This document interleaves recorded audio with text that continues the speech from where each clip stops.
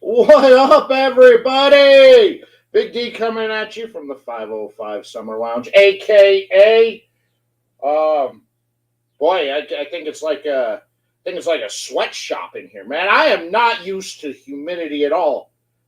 I get into my office, which is like in a dungeon that's concrete, and the walls were sweating this morning. It's a different feel. I don't like it. I don't know how some of y'all deal with all that. I can't do it. Got a great show coming in for you tonight. Excited about my guest. But before I get started, hey, make sure you click the pinned link that's down in the comment section or down in the description, depending on which platform you're watching from there. Go to my link tree. Go support my advertisers, sponsors, and preferred retail partners. Hey, they continue to help put out the content that you get to see every week. And, there's exclusive promo codes there that will save you some coinage. Whether you're looking for sticks, whether you're looking for accessories, I got you covered. So use those promo codes, save some coinage on your next order of cigars or accessories. Go support them because they support me. So, my guest tonight, he's a content creator. He's a professional photographer. He's also one of the founders of a cigar photography group. He's also a dad for the first time recently. This guy's got it all going on. I hired him a couple of years ago to take professional photos of me, and that dude made me look good. You know how impossible that is? You know how impossible it is to make me look good? He did it. So, without further ado, let's bring on our guest tonight, the one, the only, Justin the Owl Hunter. What's Hey, up, brother? how you doing, man? Well, it's always humid in Alabama, so I'm always sweating. Like it's like 1,000 degrees right now, and it's so like thick and dense out here. It'll be like this till maybe September, October. So Oh, I guess we're here just sweating it out every day, all day. But yeah, man, thank you for that very nice introduction. It wasn't that hard to take your photos at PCA. you know, I think we got it done in 10, 15 minutes, and it was great, man. It's wild. It's wild that we're having this conversation. I'm just happy to be here. You told me to talk about myself a little bit. My name's Justin Hunter. I live in Jasper, Alabama. If you don't know where that's at, it's right outside of Birmingham, like 40 minutes north of Birmingham. And I've been taking pictures of cigars for the last handful of years now, and I love it. I love cigars. I love taking pictures, and I love, making things look beautiful. I think that we live in a world where there's so much craziness, so much destruction. And I think that if you're able to capture beautiful moments, whether that be with cigars, whether that be like, a good whiskey or whatever, or just a good moment, I think capturing beauty is one thing that I love. And I think that translates to whether I'm shooting like a cigar brand or I'm shooting a family or whatever. It's like it's what I love doing. So it's crazy. It's crazy. What else about me? I'm a dad. Officially, my wife had a baby back in May. It's our first son. His name's Jasper. We didn't name him after the town. Everyone says that, but we named him after. There's a verse in the Bible where it talks about the way Jesus looks, and he says that he's like Jasper. He's like a jasper and a carmelian stone in appearance, and that means just beauty and perfection. And looking at that little boy, I see beauty and perfection. He's just flawless. He's perfect, and I just want to squeeze his face. And then me and my wife, Alice, she's a teacher out here in Walker County, and we are foster parents. I'm a so I am officially a dad. Having my own son, but me and the wife we've been fostering for 15, 16 months now, and so it's crazy. Baby B's getting big and learning how to juggle family, cigars, photography. I shoot for a local publication out here, so you have to juggle it all, I guess. I should have brightened up your introduction a little bit more. That this man had one of his photos featured in an advertisement in Cigar Aficionado. That is huge, man. That is awesome. How did that make you feel Oh, when dude, you found out that that was actually going to be featured in a massive publication like that?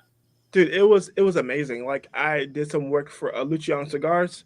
A lot of people know Mr. Luciano. He has cigars like the Foreign Affair, which I shot for Cigar Aficionado. He has his lines. He has like ATL, White Panda. It's a nice sized brand that has a lot of like umbrella, brands underneath it. But it was so crazy because I shot that content for them, and it's just wow. I should have brought the magazine out here to open up a magazine and to see your photo inside Cigar Aficionado. It's amazing. It's like one of the bucket list things I wanted to have done. So it was crazy. It's a full page ad, not like a half page. It's a full page. I shot I shot the that Corona of the foreign affair in my bed, well, not my bedroom, in my studio office, and it's wild.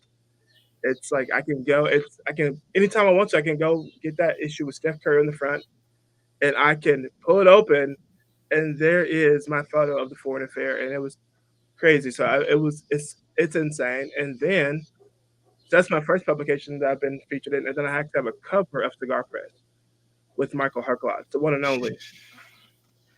That is awesome.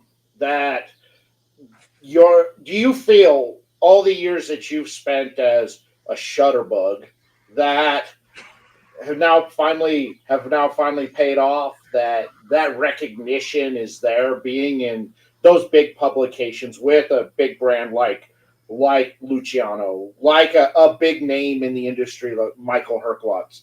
Do you think that you've gotten what you wanted when you started this whole journey? I guess so. Like I got started, shooting photos of cigars because my wife was like, "I'm spending way too much money on cigars." So how I got into cigars is like a dear friend of mine. He had a Bible study, and he has a Bible study, and he's like, "Hey, do y'all want to smoke a cigar afterwards?" I'm like, "I haven't smoked anything since high school, and I wasn't smoking cigars back in high school." So you know what I mean. So it was a little bit different me back then, but so I get the cigar, and it's like the Southern Draws Jacob Ladder, and I was like, I know that because it's from the Bible. So not knowing how strong the Jacob's Ladder is by Southern Draw, it's like that double Maduro, very dense, heavy, like nicotine forward, power packed cigar. Suck it down. Love the experience. Love the fellowship. So sick the next day. But then I'm like legitimately like hooked to it. I'm like, oh my gosh, when can I smoke the next cigar? When can I hang out with my friends? Well, I live like a minute and a half from a cigar lounge, so I'm like, okay, I'm just gonna buy all the cigars, right? I'm just buy everything, sample this. And my wife is like, Justin, she looked at the budget, she's like, you can't keep spending all this money, all of our money on cigars. So I was like, okay, you're right, you're right. So then I was like, I've got a camera. Um, a dear friend of mine now, Matthias Clock, I hit him up on Instagram. I was like, hey, you take photos of cigars, give me some pointers. So give me some tips. And then that was the rest is history. Like I've been shooting for dozens of brands now. I'm working on different projects with different people. And you asked, did I get have I got out of it what I want to? Yeah, I was like at the start of it, I wanted to get free cigars because I did. I don't want to be in the doghouse with my wife. What I mean, I don't want her, hounding me out for like spending like cigars. Like they are an expensive hobby. It's like I forget now how expensive like a stick is, like a random six. Oh, 15, $20. It's like someone sent that to me. That's in my mind, that's free, right? So it's like, but to the average consumer, it's actually a pretty big expensive hobby to be a part of. And now, It um, is literally a hobby or a craft that you literally burn money. yes, yes, it's like here's $15. You Yes, just burn it literally down. you're burning $15, Yeah, and ten then it's fifteen done. bucks. And what do you get out of it when it's over with? Either you have a satisfaction of, man, that was enjoyable, or, oh, what a waste. There's like no in between on it. I said, oh man, this $15 just tunneled, or it canoed, or it won't Yeah, draw. So, exactly. but yeah, have I got out of it? I think I'm to the point now after doing this for a couple of years. Actually, I've only been smoking cigars, I think, since 2021, so like 3, 4 years now. So I've been to two PCAs. So that's how I count my time. PCA is my so I'll be going to my third PCA. So I've been in the industry 3 years next year, which is just crazy, right? Insane. Now, when you took that picture for Luciano, did you know that was going into Cigar Aficionado? No, I Oh, didn't. It was such a so surprise. so the would you have done anything differently than if that pressure was on you, knowing that that's going to go out worldwide? I probably would have added more to the shot. It's actually like a really simplistic photo. It's like it's really just the Corona size. Oh, that's my friend Tim Allen. Great thing about Tim, Tim is the guy. He gave me my first Padron. So funny story about Tim is that he's a different of mine. He lives here in Jasper, and I bought some cheap cigars because I didn't know what I was doing. I think everyone has gone to Cigars International and bought the little, little sampler, and I was like, I bought the sampler. So proud of myself that I bought some cigars and I had it in my little Tupperware. I stole some of my wife's Tupperware, put all those cigars in there, and then he was like, no, no, no. So he gives me my first Padron, and it I was like, oh, this is what top shelf, very elegant, long family history cigars. There's different levels, but yeah, I would have just added more to the shot. But if you look at the shot, it's very simple. It's just a profile of the cigar. The box is catty cornered. It's lit very nicely. I used some backdrops from Amazon, and it was great. I was so surprised, like when Luciano's daughter texted me, she's like, "Hey, this is gonna be a full page ad in Cigar Aficionado." I'm like, Whoa. "What the heck?" I know. That's So now my goal, so like my eventual goal, is to have like to not just have an ad in Cigar Aficionado, but a goal of mine is to do like a full feature. Like I want to do a full photo session for Cigar Aficionado. Like eventually, like I would love to have a cover. Like that's if there's one thing I would love to get in this journey of cigars and photography would be to say I shot a cover for Cigar Aficionado. That'd be the dopest for me as a content creator. I think so. I think that I think there's something about anybody who's a content creator would to have an opportunity like that. Like I would love to do an interview that gets featured in Cigar Aficionado. I think that would be I'd love to do that, even though it's in print, out there. But it's there and it's in there. I'd buy every copy I could and frame it. I'd be sending them out to everybody as gifts. So I'm just like, here you go. Yeah, look, I did an article here. Yeah, yeah. Yeah, if you want But to I check think it that's out, everybody's aspiration for a content creator is to have that one opportunity in one of those big publications. yeah. There's just a certain style of recognition that comes with that, I especially totally having your name printed on there. Yeah, it's so crazy. It's wild. Like so, I think I mentioned before that I got a feature for Cigar Press, a Thor and Herclot. So if you go back 2 years ago, my first feature that I ever got was if you know who Michael Herclot is, he was with Nat Sherman. Now he's with Fairy Tale, and he came to Alabama, and I drove 2 hours to Montgomery to meet him. It's like, dude, I love talking to you. Like you love jazz, I love jazz. You know, I love your style. So he paid me a couple $100, to do the follow him around and take his picture. And lo and behold, like those black and white shots of Herclots, he uses them all the time on the social media feed. I love it, and their full page feature in Cigar Press. So I have it like I've got stacks of magazines. He's at the bar. He's with Gary Calhoun of Davidoff, one of the Davidoff reps, and they're there and they're just hanging out, having a good time. And I was like, hey, let's take some portrait shots, and we go, and it's like ultra dimly lit. It's like I wish I would have had a better camera, but thank God for Lightroom and Photoshop. So um, those photos are only exist in black and white because I had to pull all the colors out of it and to kind of crush them to you can kind of to see the highlights in Herclotz's face. But if you go through his page, he uses those photos, those black and whites all the time. And what I've loved is like I think Tim said, it's the fellowship. It's like being able to make friends with people like Herclotz to say, hey, if I be able to really connect with men and women in the industry that are really they have these long histories and legacies of being able to provide cigars to the world. Yeah, I agree. I think that there's the people you meet, the fellowship, and I think Tim put that uh, very nicely on there. The fellowship and friends is the reward. Um, out there. That is one of the biggest rewards I feel is the people who I've met and the friendships that have come from being part of this community. And some of the people who I met when I started smoking as an 18, 19, 20 year old um, are still some of my closest friends today, 20, 23, 24 years later. You Oh, know,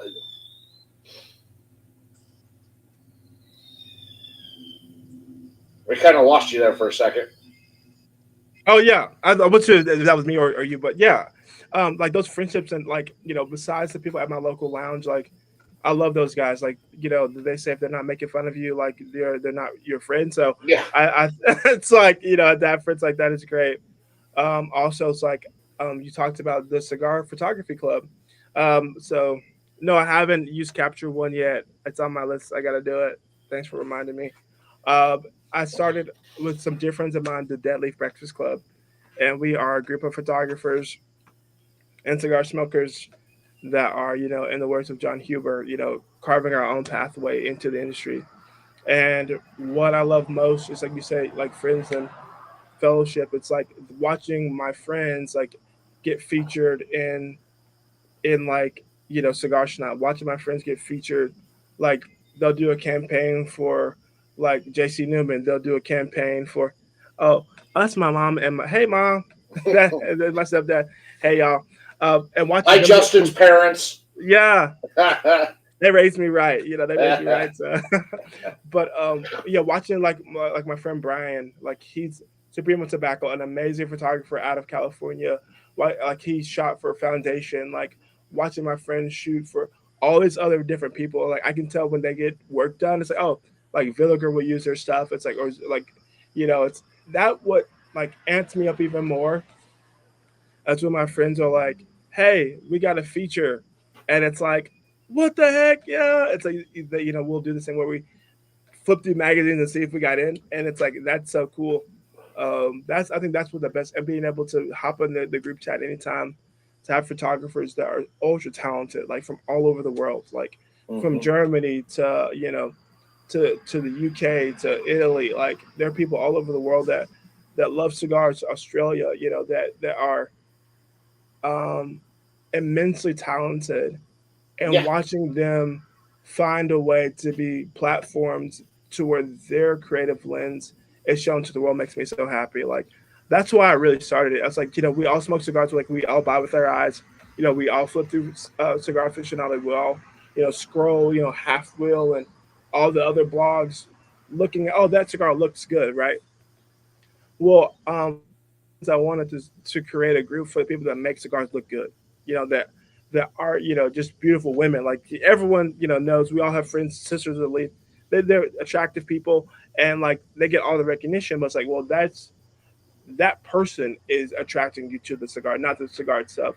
And what I wanted to feature through my friends is like, look at these people that are taking these amazing photos. They're professional photographers, and their work is so unique and different that I want to try this cigar because that person took a photo of it. It's like they then become a bridge to different markets for different people, and that's what I love the most about it. It's like they're all unique. It's like how every blender is unique, every photographer is unique. Like Yeah. every brand has its own feel, and being able to translate that feel um, to an image is it make it's really talent. It's pure talent and hard work. It's like I took some photos for Cavalier. Was it Sunday morning?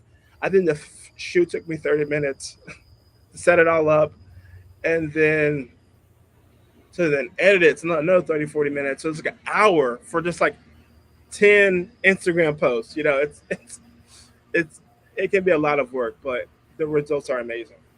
Yeah, I think so. I think the results, your results speak for themselves. Like I know because I said this when I hired you to take the photos of me.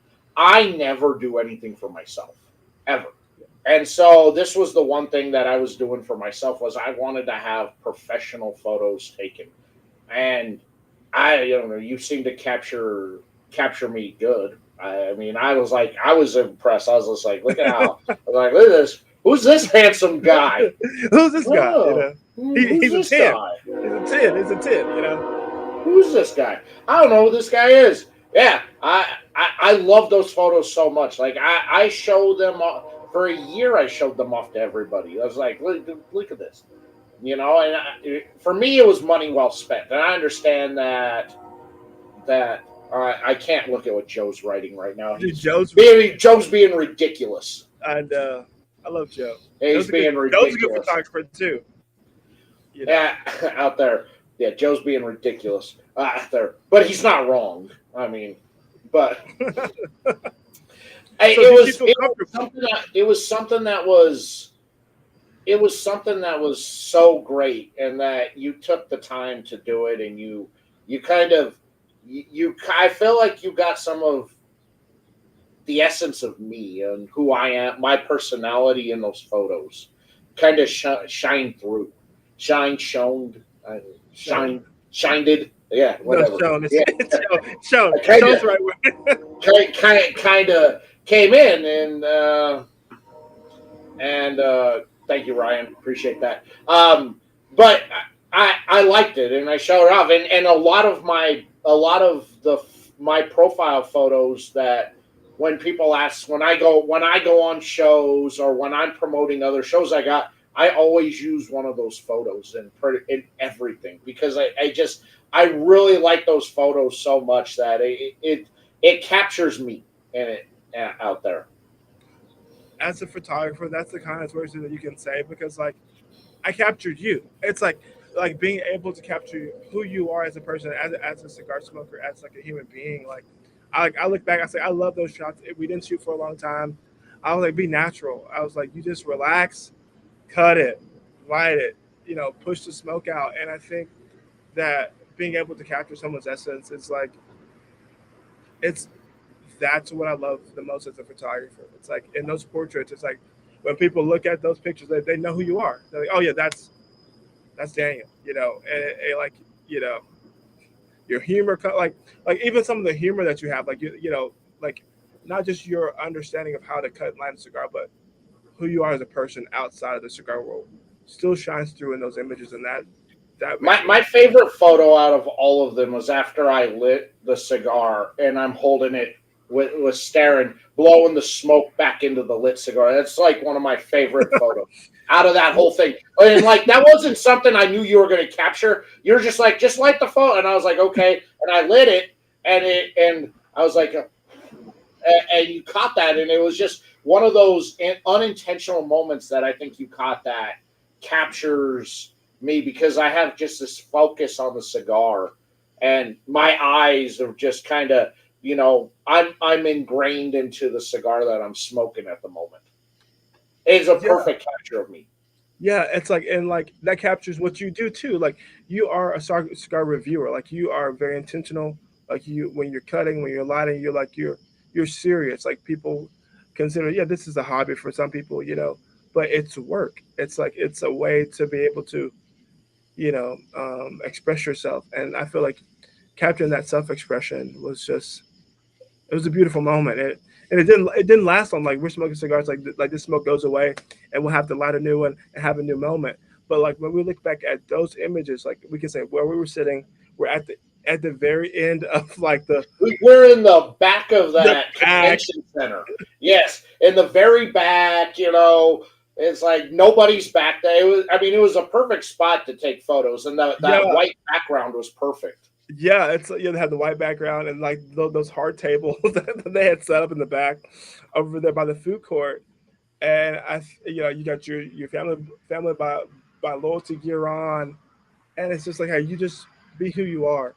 And I think that so many times, I think people like, I've learned this in the cigar world, people have personas, right? It's like everyone has a persona. Some people do anyway. But, some people do. Look, we all can't be like some names that we won't mention there, out there. The rhinoceros tusk in the finish is just phenomenal and divine. No names mentioned, but no names mentioned. Yeah, I yeah, love yeah, the Club Baby Seal fat. That's just it's yeah. It's like rendered perfectly in the cigar. You can really taste the you fear can in the taste seal. it. On the retro hill, I'm getting like Swiss cheese, like from the Alps. I'm getting like it's like Yeah. I'm getting the water. I gotta tell you, the Antarctic cinnamon just hits perfectly. Yeah, exactly. Like Yeah, yeah. I'm No not even. names mentioned. No names mentioned. However, if you're in the industry, you know exactly who No, we're talking about. you know. If you know, Um, you know exactly. Yeah. So with the Deadly Breakfast Club, you guys also put out a cigar for the club. no, we don't. We don't have one yet. Oh, I We're thought you gonna. guys had a We're cigar you were working with within the club with bunny droppings. no. That's a different club out of California, close, but like with the boys and I, we talk about doing a cigar, but they were Oh, okay. always like, but then we're like, who are we gonna use? And everyone's like, because like what's super cool is like we know a lot of the factories and people now. It's like, well, do you want to get this one to make one? Do you want to get this one to make one? Do you want this one to make one? So it's like we're all just him and Hall on who we want to make a cigar for us. I We got have you. some The people, Dead Leaf Club. Yeah, sorry. Try yeah. to memorize all of We, these things to come in prepared for you were for prepared. the interview Yeah, here, and I get all. yeah. Yeah. It's like so. How we even got the name is like I always smoke my cigar in the morning. So it's like dead leaf breakfast, and I always chat with the guys in the morning. So that's how we got the name. But it was funny because like the Dead Leaf Cigar Club in California, we both came out about the same time, and it was like, oh well, you keep your name, I'll keep my name. We're really exclusive. You can't be a part of the group if you don't take photos and smoke cigars. It has to be good, so you can't be a That's right. mediocre photographer. I can't. I'm not a photographer. Uh, Everybody's seen my photos. Nobody. Yeah. Um, but yeah, the boys are great. Like I think at PCA we had 5 or 6 photographers from the group there. So we had my buddy shooting for Foundation. We had someone shooting for Family by Loyalty. We had someone a fellow YouTuber and photographer Chief Bob the Cigar Guy. So he was there.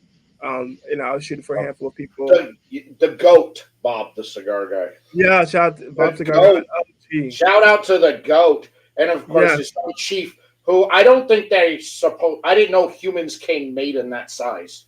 dude, Chief is huge. Chief, He's Chief a massive guy. he's a huge. As like they make humans that big. I'm a pretty big guy, and I've got pretty big hands.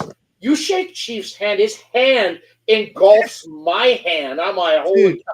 And he's yeah, like 6'7". He's like 6'7" and 280 of just pure muscle. dude, he's massive, a He's massive guy, massive. and he's like I love Chief. I'll say that I'll shout out Chief. Chief's photography, he's been real disciplined. He's really pushed himself. And you can look at his work maybe from a year ago to where he's at now. He's a night and day. Like it's that ability to be surround yourself, around talented people, and then pushing yourself. Like he's one of those examples of if you surround yourself with good people, disciplined people, get to where you want to get, you'll watch yourself elevate. I think that's so important to find people that will help you elevate your game, to push you to be Yeah, better. I think so too. I think that there's those people in every aspect of whether professional wise, whatever you do for a profession.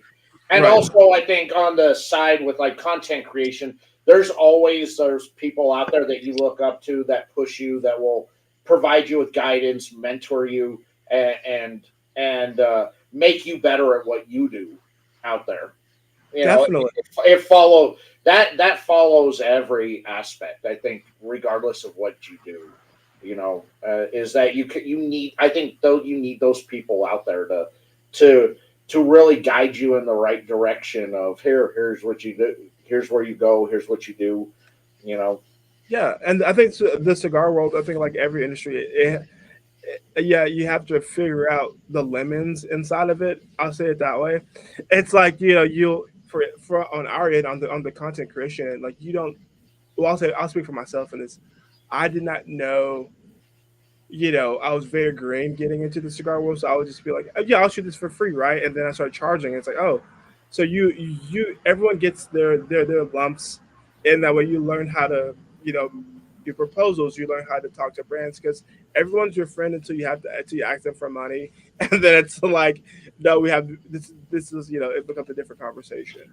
Yeah, it took me a while to kind of figure things out when I started because Yeah. I didn't know what I was doing, and I had no, I watched for years. I've watched guys like Bob and Yeah. Kevin from Cigar Prop, Oh yeah. and Cigar Obsession, and they make it look so easy out there that when I started, I made a lot of mistakes early on because I just didn't know, and Right. then to have somebody like the goat Bob, you know give me some insight and talk to me, it really, I it really was a game changer for me that somebody like, I felt I was special, that somebody like him, this guy's a superstar, somebody like him's actually giving me advice. I don't know, Yeah.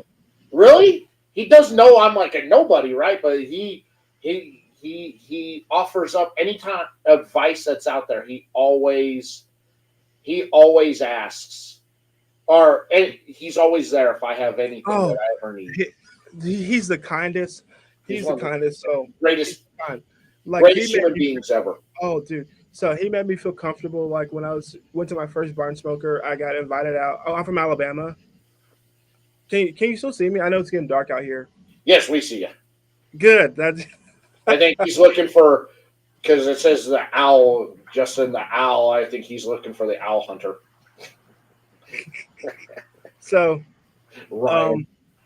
Yeah. So Bob's so kind. Like I went to barn smoker. I got invited out, and then I was like, it was a 2 day event, and I was there the second day, and I was like, hey, can I hang out with you and help out? So he just took me under his wing, him and Chief.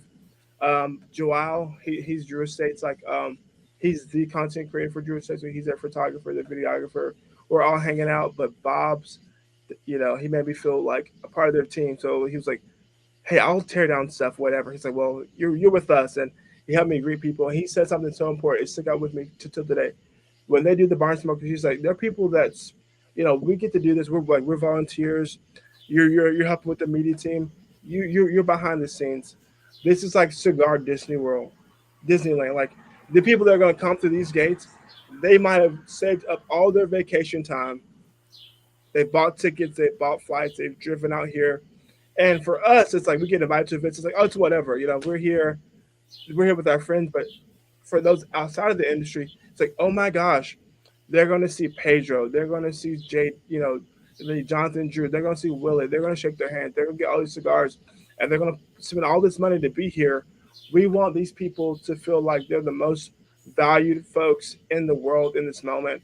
And when he said that, I'm like, oh yeah. So this is for that whole summer. I got to hang out with them. It was so much fun. Yeah, there's just it is like that, and you've now seen that also side with PCA as well, being in there, that it you know it's such a, the way that it's expanded and how big it is and how overwhelmed, like that, like your first year at PCA, those first couple days you were there, you were quite overwhelmed, dude. I was so overwhelmed. You were quite overwhelmed. You did, yeah. So these big events like that are very overwhelming. Dude, I If was you've dying. never been to it. Dude, it was crazy. It was like, so I got my contracts out, and I was like, okay, I'm shooting for this person this time. And I'm just running here, there, everywhere, like a madman. I'm like, oh my gosh, there's Matt Booth. Oh my gosh, there's that person. There's that person. There's that person. And it's like 2 years in, my second year was this year. It was like I was a lot more calm, had a better schedule. It was less overwhelming. And it's like I felt less like a fanboy when you see Pete Johnson and Pete like daps you up, like, or you see like Nick Melillo and Nick Melillo like daps you up. It's like, oh my gosh, it's like these people that you like look up to, like you smoke their cigars and they've been doing this 20 plus years. Like some of the guys they've been doing it, they're second, third generation. Like that's all that they know, and it's like for those people to say, to appreciate your work and to say, hey, that what makes me feel happy. Like you said, going back to relationships and friendships, like being able to connect with these people um, has been amazing for me. And shout out to people. My first person that ever, the first brand that ever picked me up was Bunny Dropping. Shout out to our boy Justin Stogie, the Angel one. Bunny droppings. Yeah, Justin, love that guy. yeah, great guy. Like I love him to death. Like I met him on a Zoom call, just like this, and not everyone knows Nick and Justina. They live in Huntsville, and they were part of the Asheville Creek when that was still a thing. And it was like 1 o'clock in the morning, and Justin's on, and the other Justin was like, no, Nick was like, "Hey Justin, do you need a photographer?" The other Justin knows him, and from there I would start shooting photos for bunny droppings, and that was like the first brand that ever picked me up, and it's just been, you know, gangbusters since then. Yeah, I can. The overwhelming part, I had been to those trade shows before, Yeah, but it was always in a different capacity. I'm, you know, my first TPE I went to, I made it all about work, and I did not have any fun at all. I was on a mission to do this, and this, and it just didn't.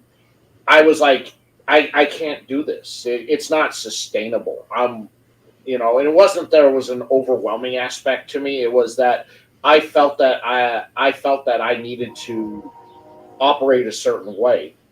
yeah, And then when I went to PCA that year, I basically didn't schedule anything or do anything. I hung out and I had fun and I shot interviews when I had time. I just shot stuff. I didn't make it all about work, and I ended up having far more fun. And now years later, um, I've uh, I've continued to just keep that going. Where even though now when I go to PCA, I go with a brand, and so I'm there on a different capacity and I'm doing different work than it is. But PCA or TPE is still the same. I just go there and I hang out and I have fun and do all this stuff, and I don't make it about work. yeah. How is? Oh, hey, that's my good friend Jason Dunaway. He's a photographer out here in Birmingham, Alabama. So he's a good dear friend. I was in his wedding, and he was in my wedding, and I love him to death. So Yeah, so I I really get it, and it's hard creating content. It looks easy, but it's some of the hard. It's I like my job I do on a daily basis is hard. Creating content is harder yes, because there's so much that goes into what okay. I gotta take kind of the right photo. I've got to have the right caption. I've got to say the right things. It's far more difficult because if I miscaption something, then it sinks. So okay. Well, I wrote this. It sounds fine. Do I need to redo this to make it right. better? It's one of the hardest things I've had to do. Oh And I got to tear apart equipment all day long.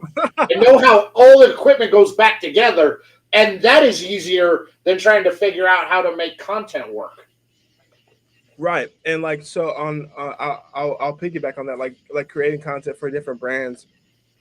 It's fun and it's difficult. Like my wife, like the amount of money that we've invested into lights, that we've invested into backdrops.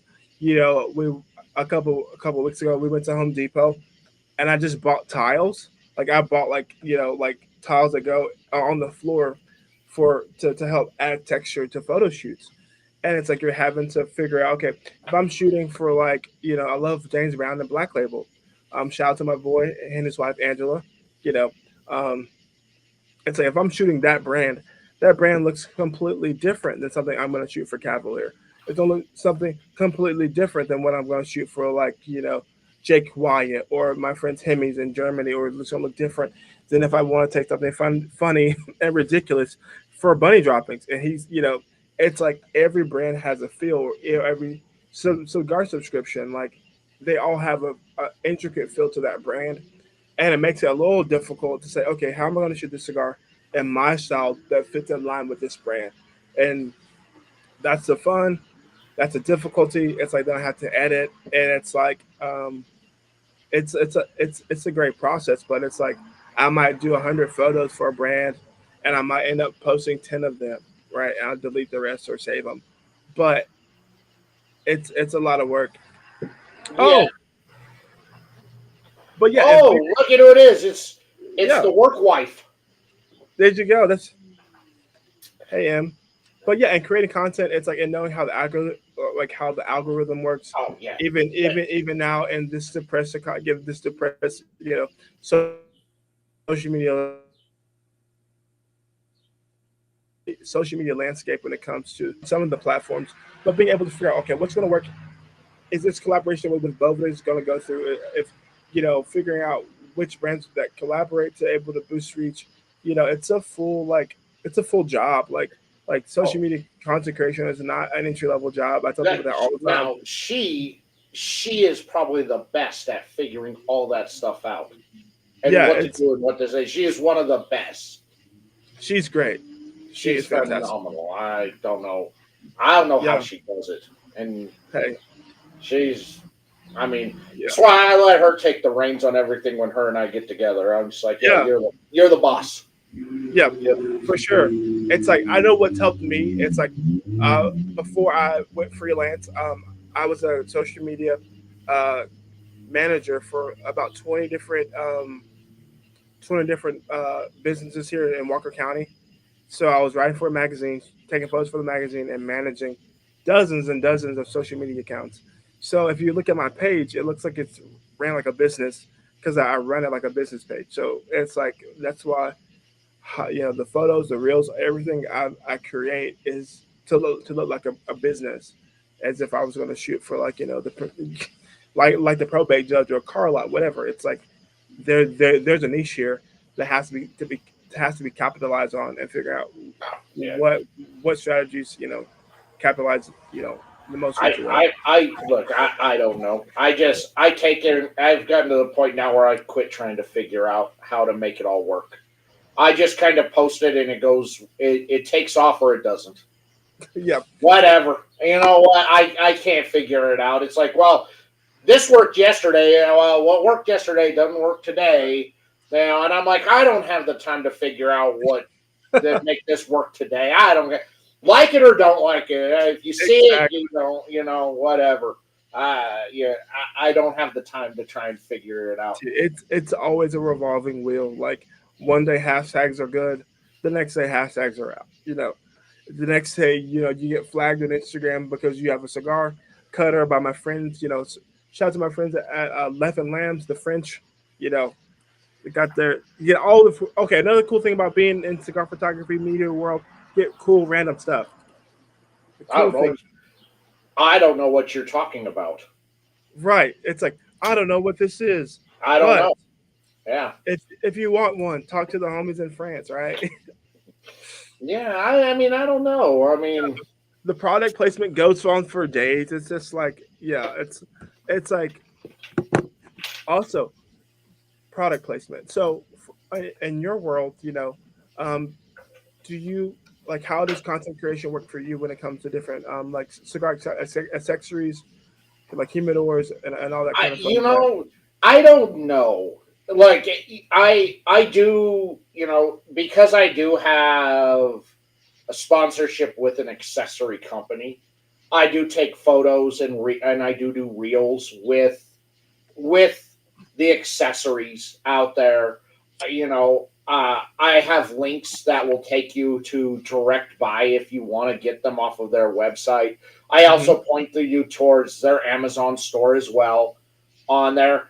But again, like I've told them, look, I can lead them to water, but I can't make them drink. Because when I look at the analytics on it, tons of people are clicking and going over to the website. They're just not buying, and I can't make them buy, but they're seeing it. And whether that's because they're checking it out on the website and then going over to Amazon and purchasing, I don't know. which it's fine if they're as long as it's selling, but it doesn't really matter. You Right. know, what if you want to buy directly from the manufacturer, it's there. There's a promo code. It'll save you money. But I also know that they've made a huge push on trying to get people to go to their Amazon store to buy all the accessories. Right. So, I'm just kind of like, whatever you want to do, I don't care. Right. But you know, the analytics say people are checking it out.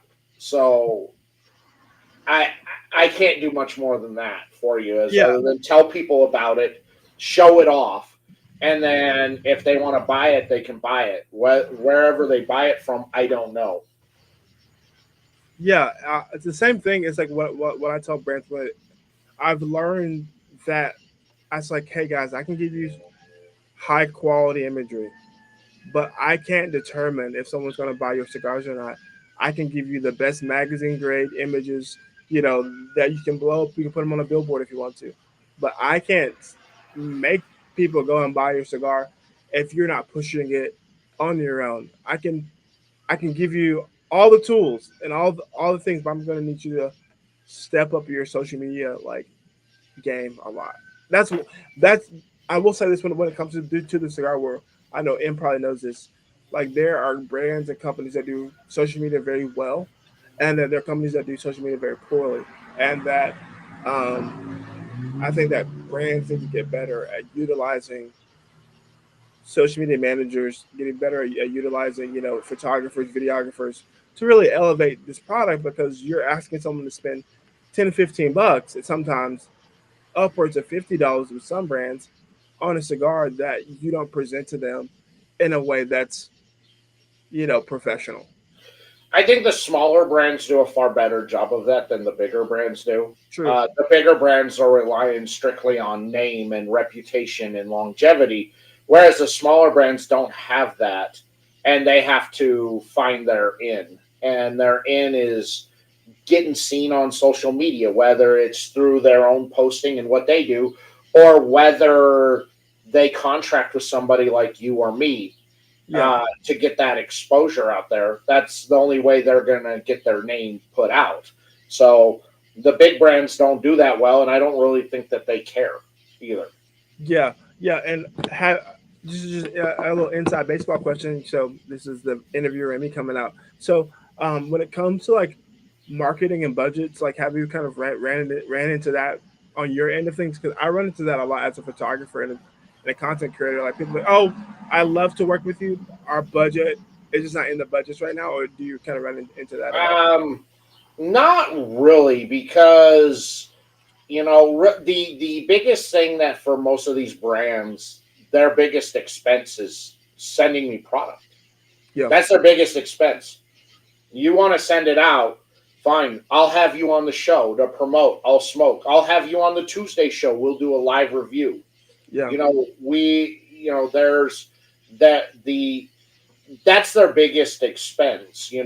Now, sure, I have my advertisers and sponsors out there that pay, for exclusiveness, and they don't have a problem with that. yeah, Their checks clear every month, so you know that's not an issue. Their checks clear yeah, and out there, but like the retails, when I have my preferred retail partners out there, that costs them no money whatsoever because it's just providing a promo code and sending people over. Now they may see me smoke some stuff and push you to a certain retailer. That's mm-hmm. because they're running a sale or it's a cigar that they're really trying to get out there and push. So their expenses, well, they send me cigars to smoke and I take pictures and tell you, go to this retailer. Here's a Yeah, promo code. Here, save some money on this purchase. That's it. I don't really have the same, the overhead that we got or that you and I have are different, where yours is more set because you've got to have certain things, lighting, placement, background, all that. Me, I yeah, just have to have it in hand. right, So yeah, yeah, so if you're out a lighter or you're out a stick or two, that's far less expense on Oh them. yeah, yeah. It's like it's on my end. It's like okay, yeah, I can shoot this for you, but that's time. It's like if I'm gonna like take away time from my family, whatever, to shoot this product, like I love it. Like I'll probably do some photo shoots tomorrow for like a brand that I'm courting. I'm court people because I want to get paid, right? I want to work with brands to get paid and to get more work out there. And it's like, you know, um, for me, it's like you have to fight the burnout because you like I've shot a cigar thousands of times now. Like I think I have 600 and over 600 posts on Instagram. That means I've shot like thousands of photos of cigars and people smoking cigars. And for me, I'm learning you have to fight, you know, the burnout of it. You have to fight burnout, fight the creative blocks of saying I'm going to get out here and shoot. I'm going to get out here and do something different all the time. And I think that's something that I think people they don't talk about when it comes to doing content creation is how do you fight the burnout of being, oh my goodness, it's Tuesday, we got another cigar review. It's like, all right, today's Wednesday, I need to post this. Look, when I started, I was doing 5 reviews a week. I know you were, it was, And I yeah, hit that burnout, and then I dropped it down to 3 a week, and then I hit that 30-day suspension on YouTube, and that made me really change everything up. yeah, So I quit doing reviews, and I've always wanted to do the interview and sit down and talk with people.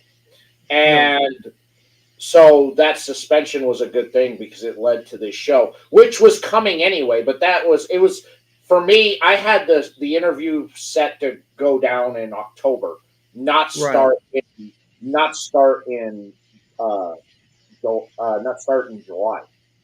So I guess another question is like, how have you found how the different social media platforms are positive, and some social media platforms are negative when it comes to the spaces that we work in? Well, like YouTube is still the king, and that's where the vast majority of people watch the show Hmm. is YouTube. Facebook has been a really good tool because Yeah, if people who don't do YouTube or like YouTube, they still Facebook still is a great tool for utilization out yeah, there. And I get the same post, whatever I post on Instagram goes on Facebook, yeah. and I get about the same level of response Interaction. off of the both from two different crowds. Now, Yeah, like this interview, it will get downloaded off of here and uploaded on my Rumble channel on Wednesday. That hits a whole new audience of people out there because you have those that have rejected YouTube completely and will not watch anything anymore, but they are on Rumble. And on the yeah, bright side of Rumble is my content over there can get monetized. yeah, So I can make money on Rumble off of my content. yeah. So, when I do an unboxing of a Cigar of the Month club, Hmm. I put that up on Rumble over there. Well, now I'm making money off of that. Yeah, Off of a 4-minute video of me unboxing what I got this month out of this club box. yeah. Have you tried Twitter at all or X? So when I started, I was multi-streaming on Twitter. Yeah, Um, just nobody. The cigar level over there is far less, it's and low. it was low. And I moved it over to LinkedIn because LinkedIn has a lot of the industry professionals outside of the names that but really the people who make the whole organization run are Yeah, over on the LinkedIn side. And that's led to good contacts within the industry and getting to meet people or people who I've reached out to try to book on interviews, but I can't get a response. Well, now I have an in because Susan in HR or Sam in payroll yeah, now on LinkedIn and they see my content, and then I strike up a conversation, which then leads to me now getting to the person who I want to talk to. So LinkedIn has been a very good tool for me. As yeah, for the engagement on posts and on the lives, low. But as yeah, for for contacts very Right. high. Yeah, that's yeah. I started a LinkedIn specifically for making those connections in the cigar world. It's like, okay, I've got to move beyond just Instagram. Like Instagram has been my best friend when it comes to doing cigar content. It's like I actually made the Allen Cigars Instagram because like at the time it was like I don't want all my friends to know that I smoke cigars, so do I'm gonna separate the two lives. But then I'm like, that's dumb. I smoke cigars and I love doing it, but it allowed me to have a platform to it allowed me a creative platform to kind of to hone my craft when it comes to product photography, and then the community on Instagram. Even though I started smoking during the pandemic is one of the reasons I smoke cigars.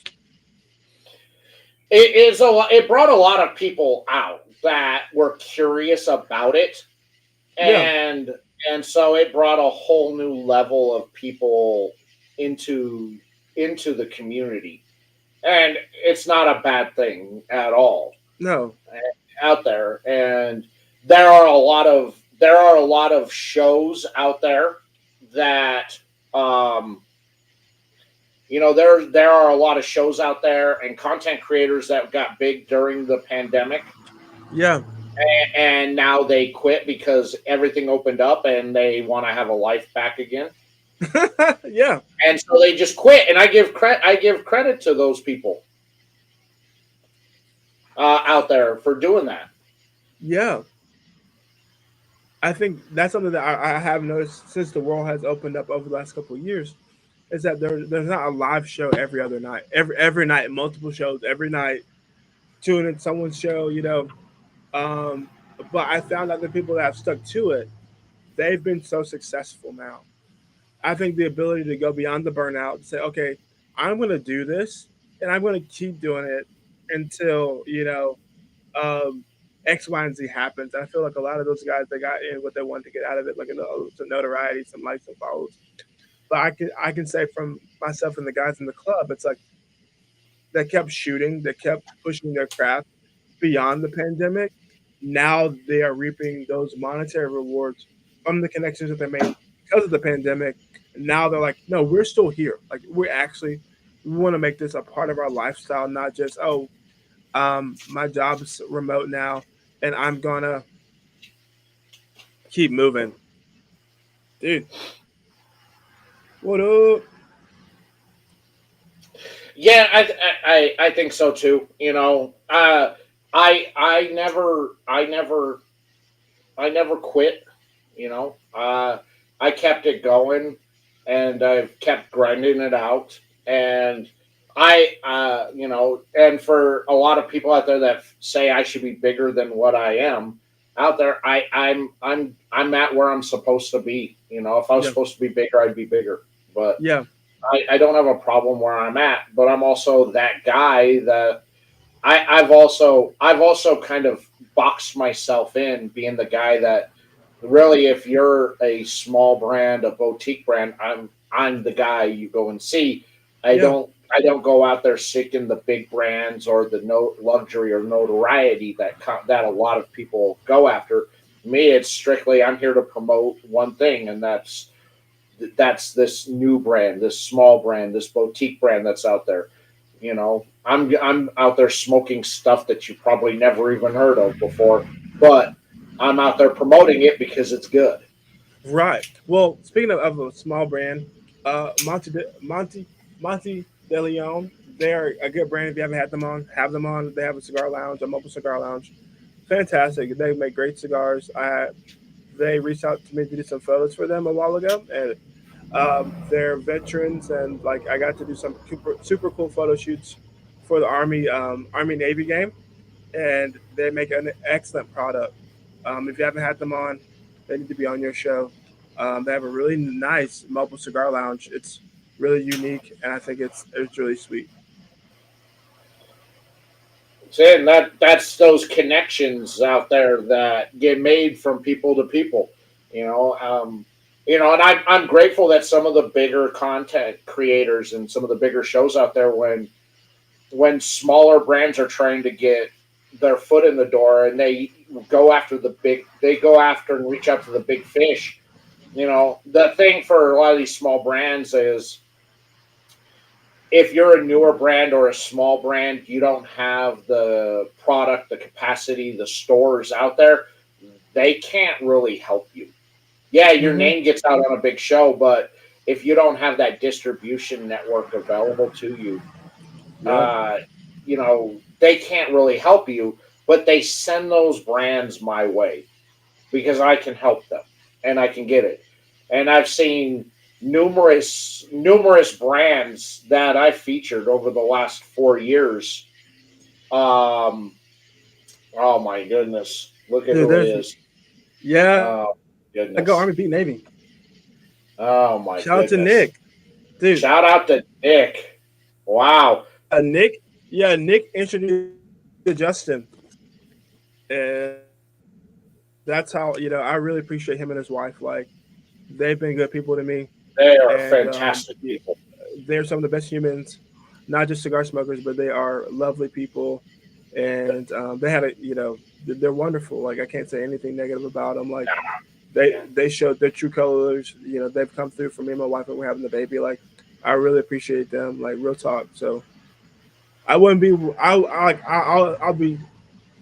I'll be so serious. Like, without friends, like, I wouldn't be where I am in the cigar industry without those connections. Without people being like, it's. I really appreciate people like Nick and Justina. Like, Yeah, that Nick and his wife are two amazing people, and the fact that Nick's wife has far bigger profile than he has, and he's all right with it, speaks volumes. yeah, yeah, She's the super. She's the superstar in that family, yeah. and She's a he's all super right mom. with it. He's just gonna ride those coattails. That's all right. Yeah, that's all right. Well, That's all right. Yeah, but so back before, now I'm seeing some of these brands going on these bigger shows, the bigger platforms out there that I featured, that I was out there to, I gave them the shot. I let them know what, you know, I gave them kind of every opportunity to promote and grow and to get where they're at. And then I see them on those shows and it makes me happy because it's like, yeah, they've reached that point where now that big show can help them get to that next level. I got them up to that. I got them up yeah, as high as I can get them on that step.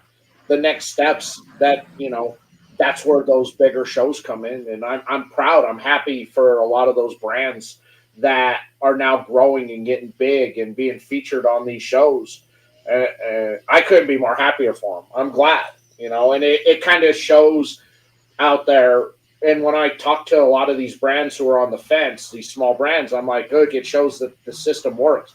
It's not gonna happen overnight.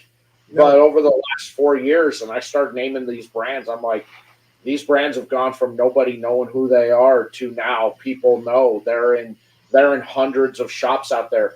They are now going on to these bigger platform shows to no. promote them to get them to this next step.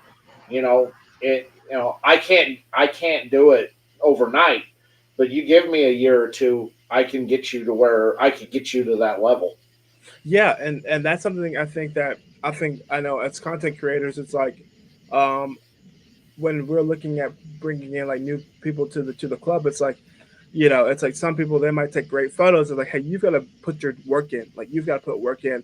You got to get your name, your notoriety, like your brand up, like where people can recognize you to want to collaborate with you. It's like it takes time to get like, like 505. It's like, oh, I know who that guy is. Like, I've seen his work. It's like it takes time to be like, say, okay, this guy, he's a trusted voice. We value his opinion. He's not gonna push garbage and trash onto you, but what he says is true. The brands that he brings on, they're great people, and it's like building that, what's it called, brand integrity. It's so important having brand integrity to where people trust what you say. They trust the product that you show to people. Like, that's huge. And I think sometimes people just skip over that whole stuff. Oh, I'm just gonna get big. I'm just gonna buy followers. All this mess. No, no. It's like that's not gonna be helpful.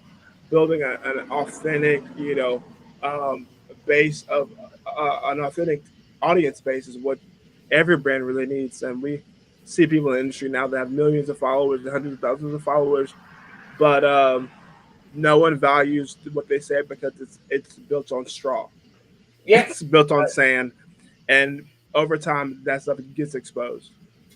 I you know, eh, I get asked a lot if I would ever put out a cigar, and honestly, no, I I don't. I had aspirations at one point to do that, but I realized that I'm going to be way too overly picky for something like that to happen because one, I'm putting my reputation on the line and I'm going to be super picky about that. And so I realized that that's just not something that I want to do. Now, I will say I do work with a lot of brands out there, brands that you may not have heard of, or brands that you have heard of, with new Yeah, cigars that they're coming out with. Some of it's at the finished product stage where I give my notes, or some of it's from the time that they roll it and the concept of putting the blend together all the way to when mm, it comes out. I've had my hand in giving my 2 cents on what I think or what changes need to be made out there. And when I see when I see those cigars that come to market, I feel like a proud dad. I'm just like, I I watched that thing grow from nothing, and yeah, it's now out there for people, and then to see people post pictures or to talk about it. Man, this new cigar from this brand, it's so good. I'm like, I I would love to say, yeah, I had my hand in that. yeah, I had my yeah, hand from the start in that cigar. Uh, yeah. you know, out there. Yeah. Well, what do you think about that second third of the cigar? Oh man, when it transitions and it hit, I'm like, yeah, yeah, that was my idea. I'm the one who Yeah. suggested that. No, I don't say anything. It doesn't, but you know, it's it. I've put it out there, and some of the brands have put it out there that yeah, they worked with me on it, That's and some cool. haven't. And it does. I don't need to put it out there or publish that it was there, Yeah. but I kind of, you know, it's cool that these brands have put their trust in me and my palate that they want to put out the best product possible. Yeah. And I can say for me, it's like it's even though I think like that I thought for a time I wanted to like write reviews, and I still will write the occasional review for my friends or whatever. But it's like seeing when brands like use my images or their reps use my images. That's so cool. It's so cool. It's like when they're like it's wild. It's like the wildest thing. It's like, okay, yeah, y'all did contract me. And sometimes people never post the shots. I'm like, you paid all this money for internal work. Okay, that's cool, but here's all these like deliverables. Like, but to see like, for instance, when like the Crown Hits team like uses like some shots of mine, I'm like, that's my shot of y'all's thing at PCA where it's like when like Oz, I can't Tim Ozinger, I just call him Oz, when Oz like post shots, like I took that one. Or it's like I can look at like I think Angela Brown from Black Label she got featured in Cigar World, and like the shot of her smoking is my photo. It's like I think for me that's the coolest payoff in a way, is to see, my work or my friends' work like matriculate into the industry. Is like, no, this is our like this is like, this is my fingerprint. Like this is my shot.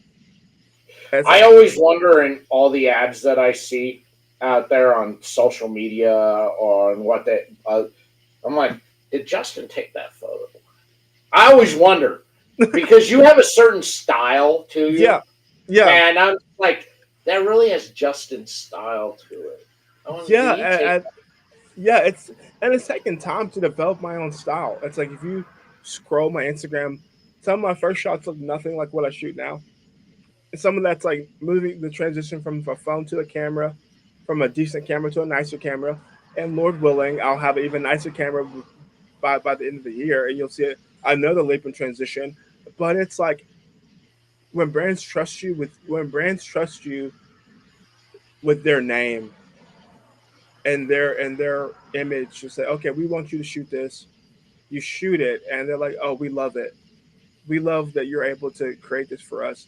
I think that's really powerful, and it's like what Nick says. So you have to be real, and being real. It's like one of my favorite portraits is like the shots of John Huber.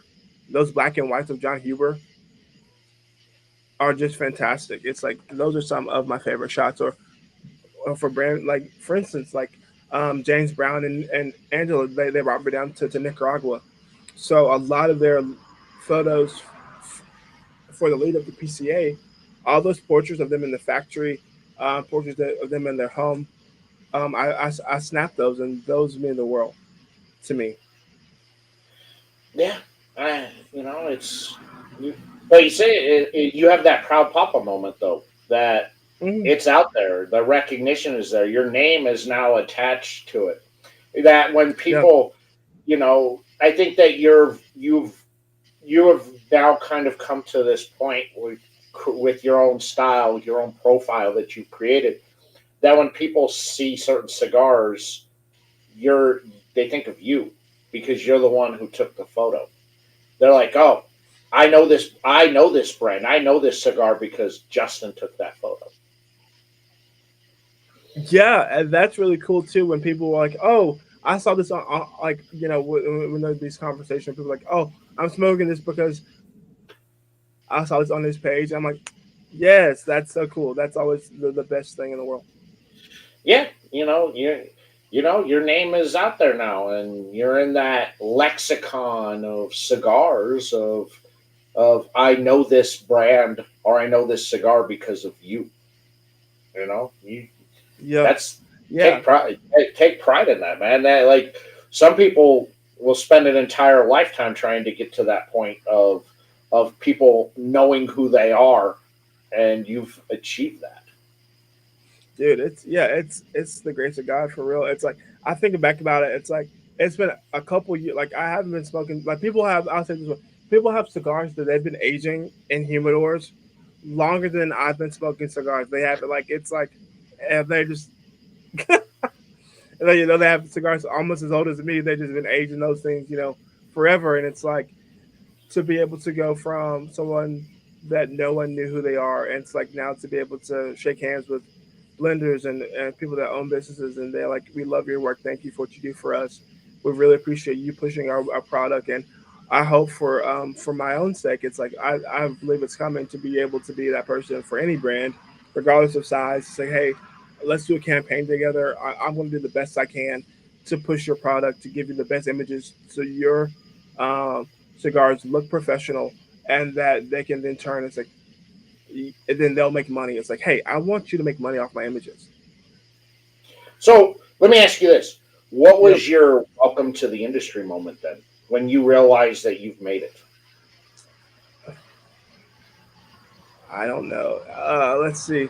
Uh, that I've made it. When when people like it still happens all the time. It's like, oh my gosh, you're the Allen Cigars. I was like, I'm Justin, right? It's like, oh my goodness. It's like I've had those moments, or it's like when you know, I think it hits me more and more every year. Say, oh my gosh, I'm in the industry. It's like, for instance, there was a moment where I waved at Pete Johnson, and he was like, "Oh, I saw you. You waved at me, and I meant to speak back to you." It's like those little conversations. It's like, or when I'm walking, and Matt Booth comes up to me and daps me up. It's like, or they ask about my family, ask about my kids. It's like, it's Are like, you sure Booth was dabbing you up and not feeling you up? dude, well, you know how he is. Yeah, yeah, yes, we yeah, yes we dude, know how he is. yeah, Yeah, I had a run in with him in a bathroom. dude, craziness, It, insane.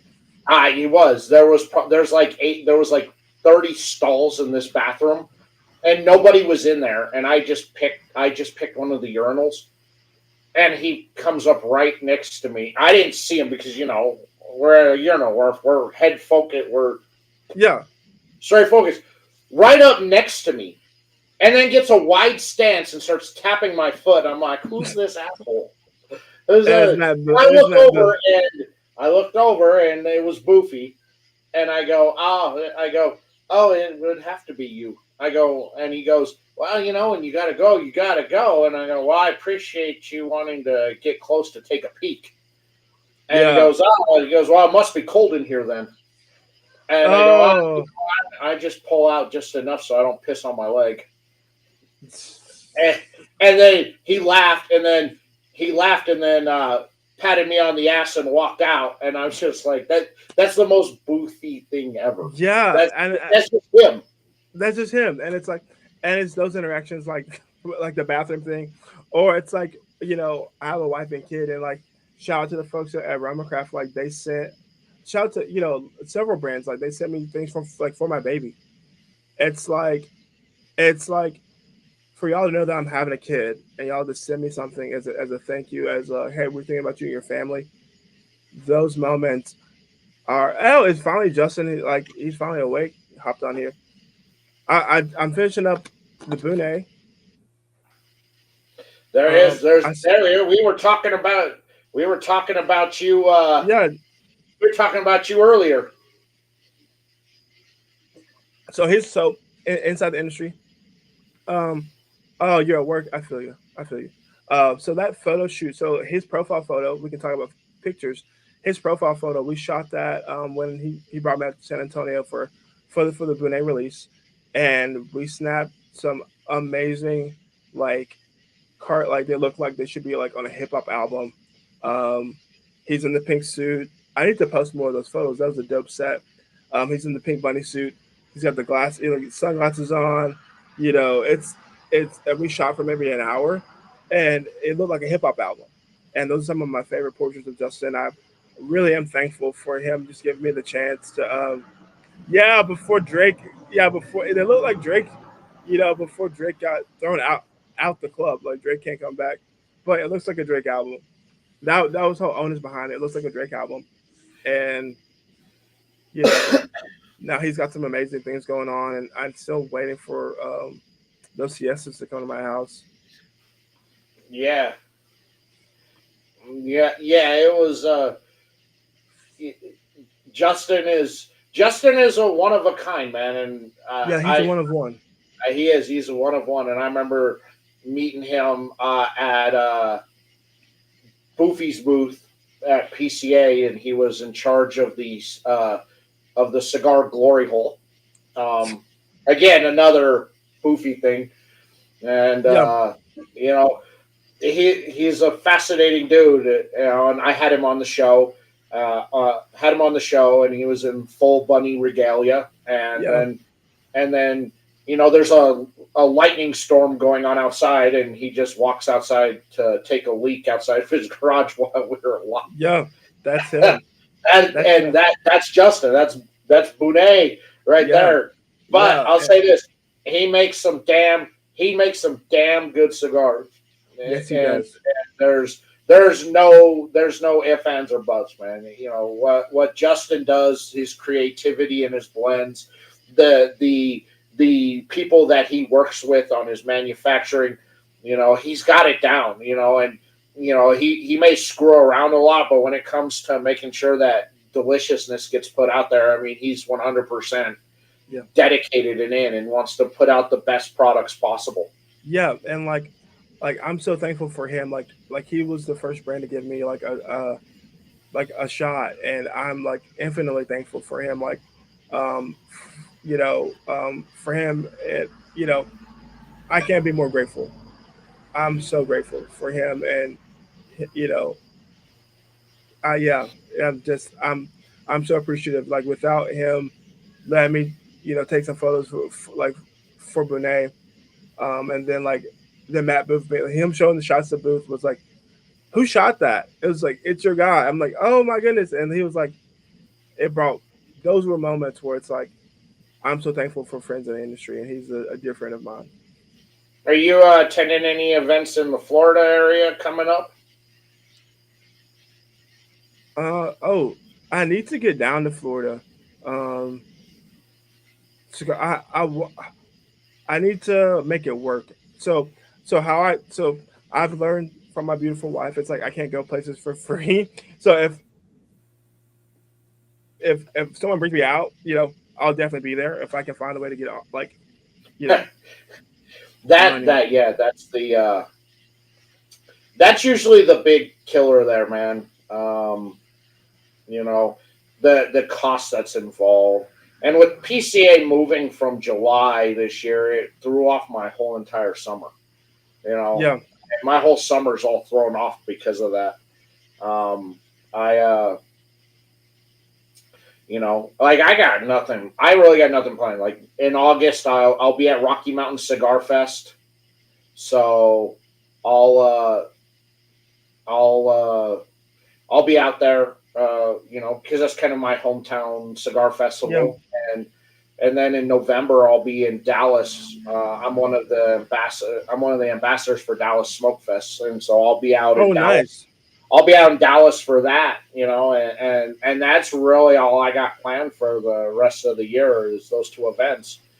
Some of it is financial because there's a big cost involved to go to all this, um, Oh, but it's also it's also something that's like, okay, well, this is what I'm kind of limiting myself to. Maybe next year I open myself up to a little bit more, but again, being in an ambassador role out there, yeah, I get to attend all the events out there, and my biggest cost is going to be the hotel, to be out there for 4 or 5 days, you know so that's a lesser expense on me, yeah. going to a place like Dallas, like going out to Vegas, just to be out there for 3 days is $1,000. Oh, bro.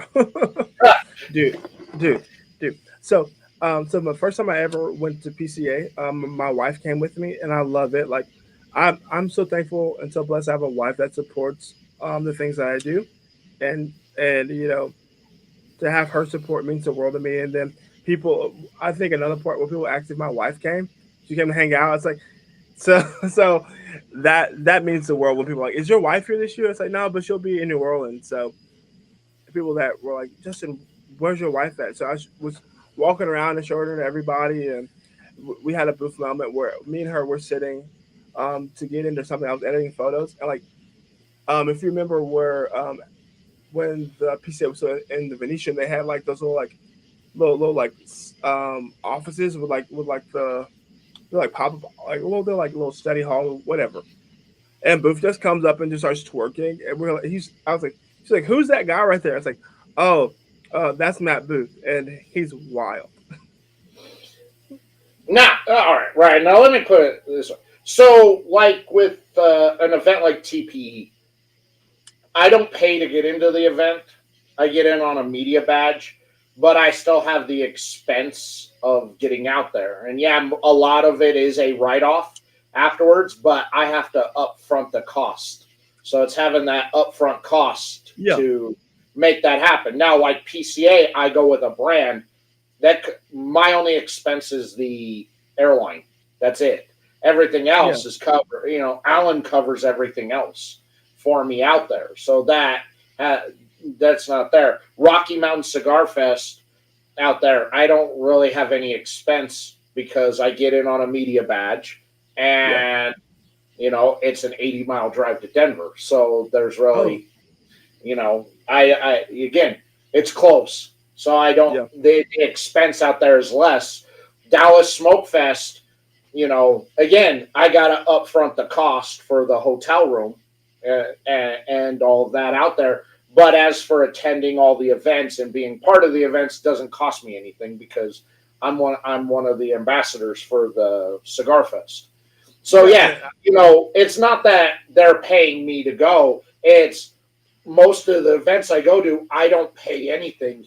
But when I have to travel, I've got to upfront the costs on hotels, and in Vegas, the hotels can either be super expensive or super cheap. But the thing that gets you there is the food. Yes, it's so expensive to eat in Vegas.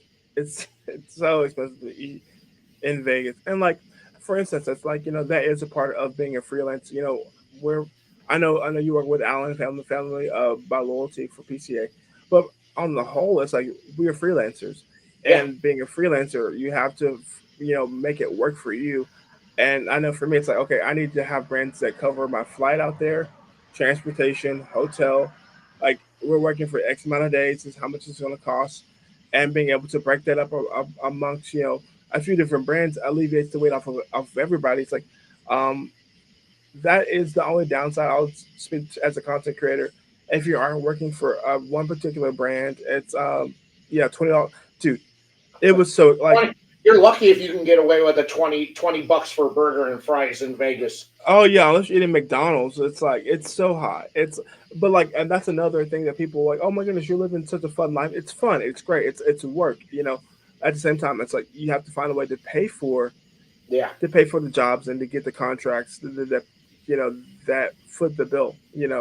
It is, and most of what you and I do, we've got to upfront all the expense and costs Yes. to, yeah, on that. And yeah, a lot of it can be a lot of it I write off on the business because it is part of the business. But you've got to have that fund. You got to have the fundage up front to be able to do it, and then you get it back. You end up getting it back or some of it back, but it's that upfront Yeah. expense that you got to have that. You got to have it. You got to pay to play, and then you get some of it back. Yeah, yeah, and I think that sometimes content creators just assume that, oh my goodness, they're just or newer content creators just assume like, oh, I'm gonna post these photos and they're gonna bring me out and they're gonna like, no, it's like you have to build up your portfolio for them to want to work with you. And I think some of the people just assume this Neither one is of an us easy. are attractive, busty gals that are going to get all of our expenses paid for to go to these things. Oh yeah, and you have to have the time off. You have to have the ability to negotiate your time. And for most people, like cigars is not their full time job or part time job. You know, and they kind of do it as a hobby for most people, and that transition from hobby to work is a leap. And so many people don't ever assume, oh my goodness, Justin, you just smoke cigars. So like, yeah, I really like to work. It's a form of marketing, It is, essentially. and the consistency in time. Like, look, I put in 60 to 70 hours at my regular job. I put in close to 30 to 35 hours in creating content a week. It's a full time job on itself, Yeah, and what we do, and you know what little money I do make through advertisers and sponsors and monetization, I put back into this, to provide like giveaways. yeah, A lot of that pays for me to buy stuff for the giveaways. It pays for the shipping on everything. I really don't keep a cent of what I make.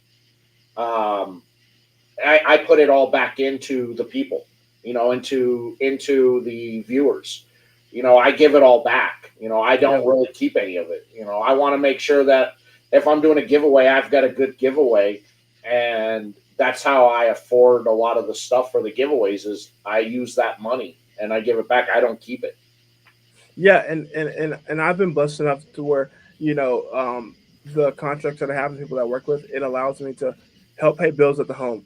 It's like I couldn't do what I do, at the level that I'm doing it at without that monetization to help pay bills and help take care of the family. It's like, no, this is like a job, and and that's what some people don't. I think I've learned that some brands don't understand. It's like, oh, I can get anyone to take a picture. We'll just get someone to do it for free. I'm like, okay, well, my work and their work are going to look different, and that's what you're paying for. And I've been blessed enough to it helps out around the house. So, There you go, ruthless cannon. Excellent. which New World? There's thousands of New World cigars. Which one? Which one from AJ?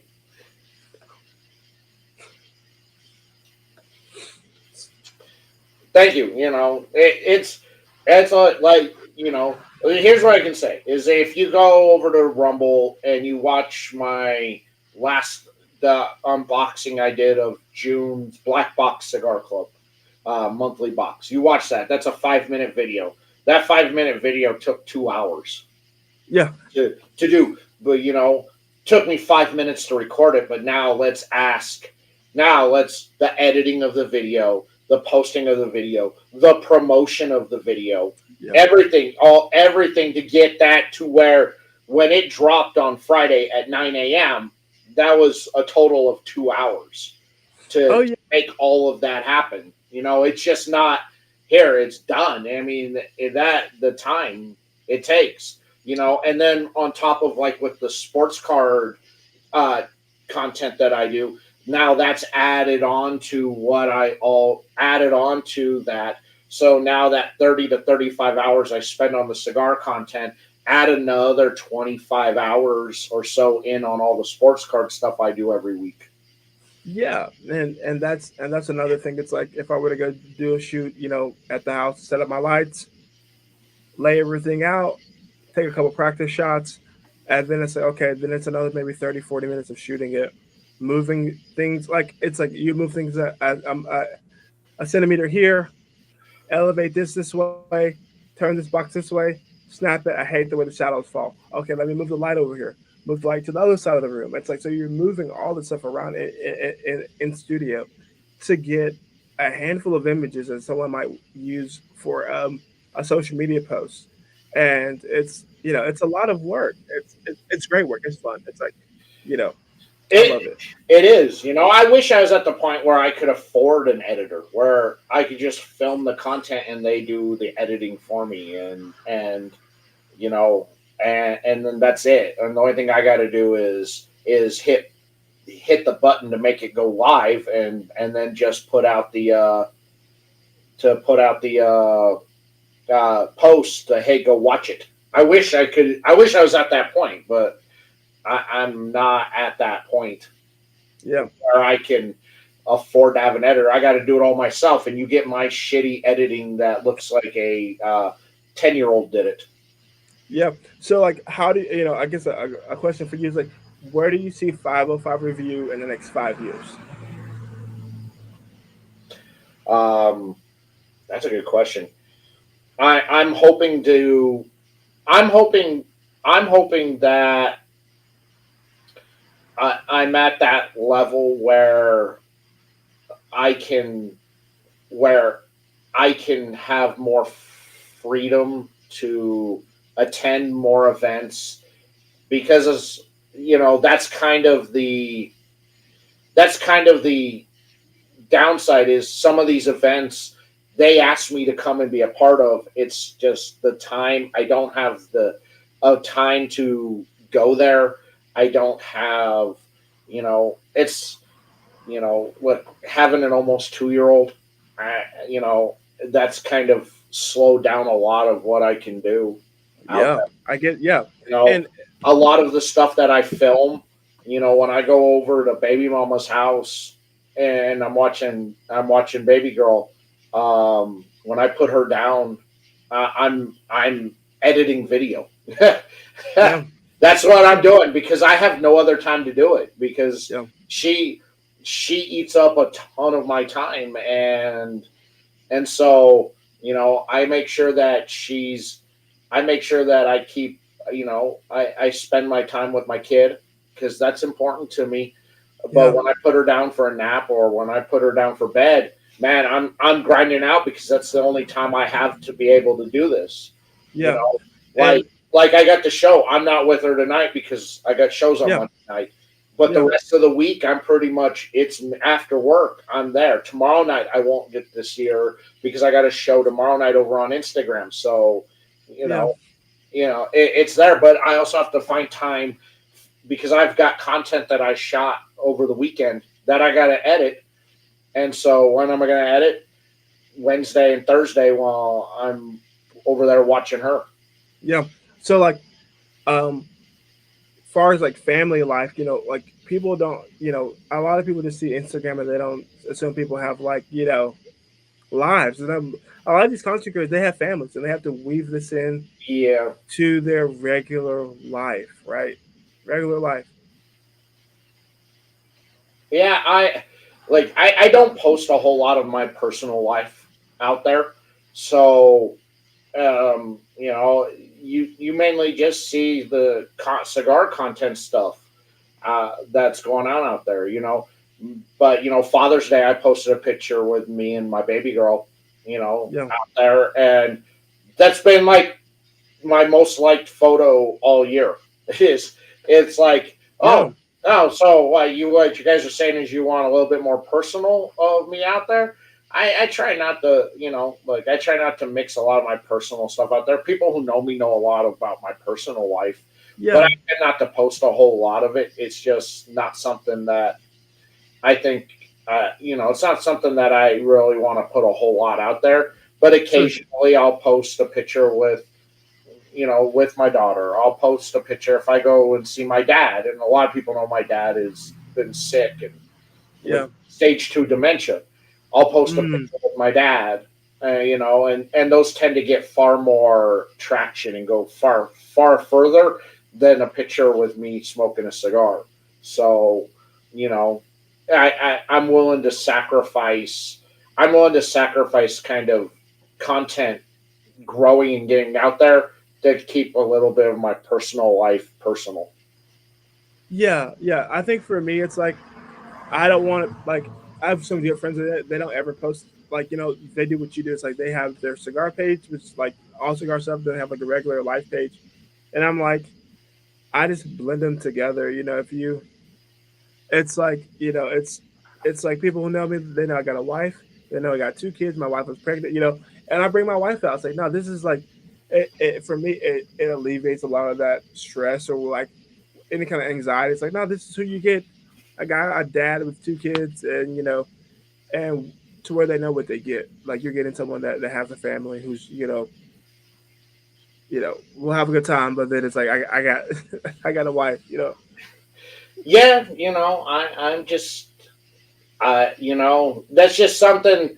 I wouldn't say it's not because I'm comfortable doing it. It's just like, I'm just, I, some things I just like to keep personal stuff out there. But Justin's right in his comment that the community likes to see people's lives outside of this, and I Yeah. get it. And maybe I'll post a few more pictures when I'm hanging out with the kid.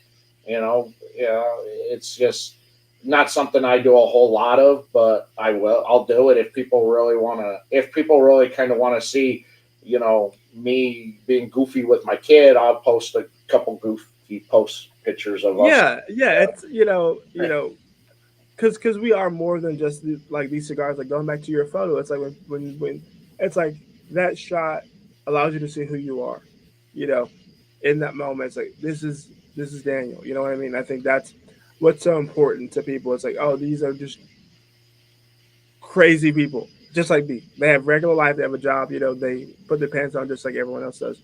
Or if in Justin's case, you put on a bunny suit.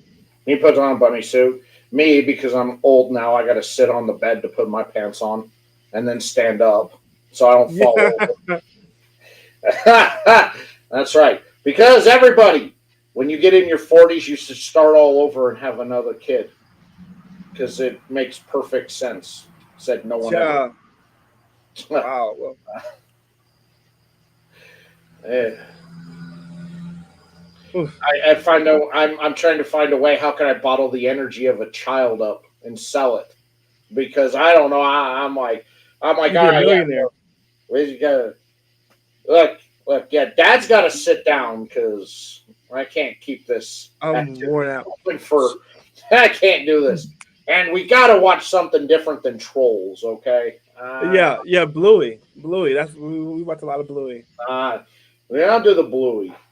She Trolls and Moana and Okay, oh Shrek 3.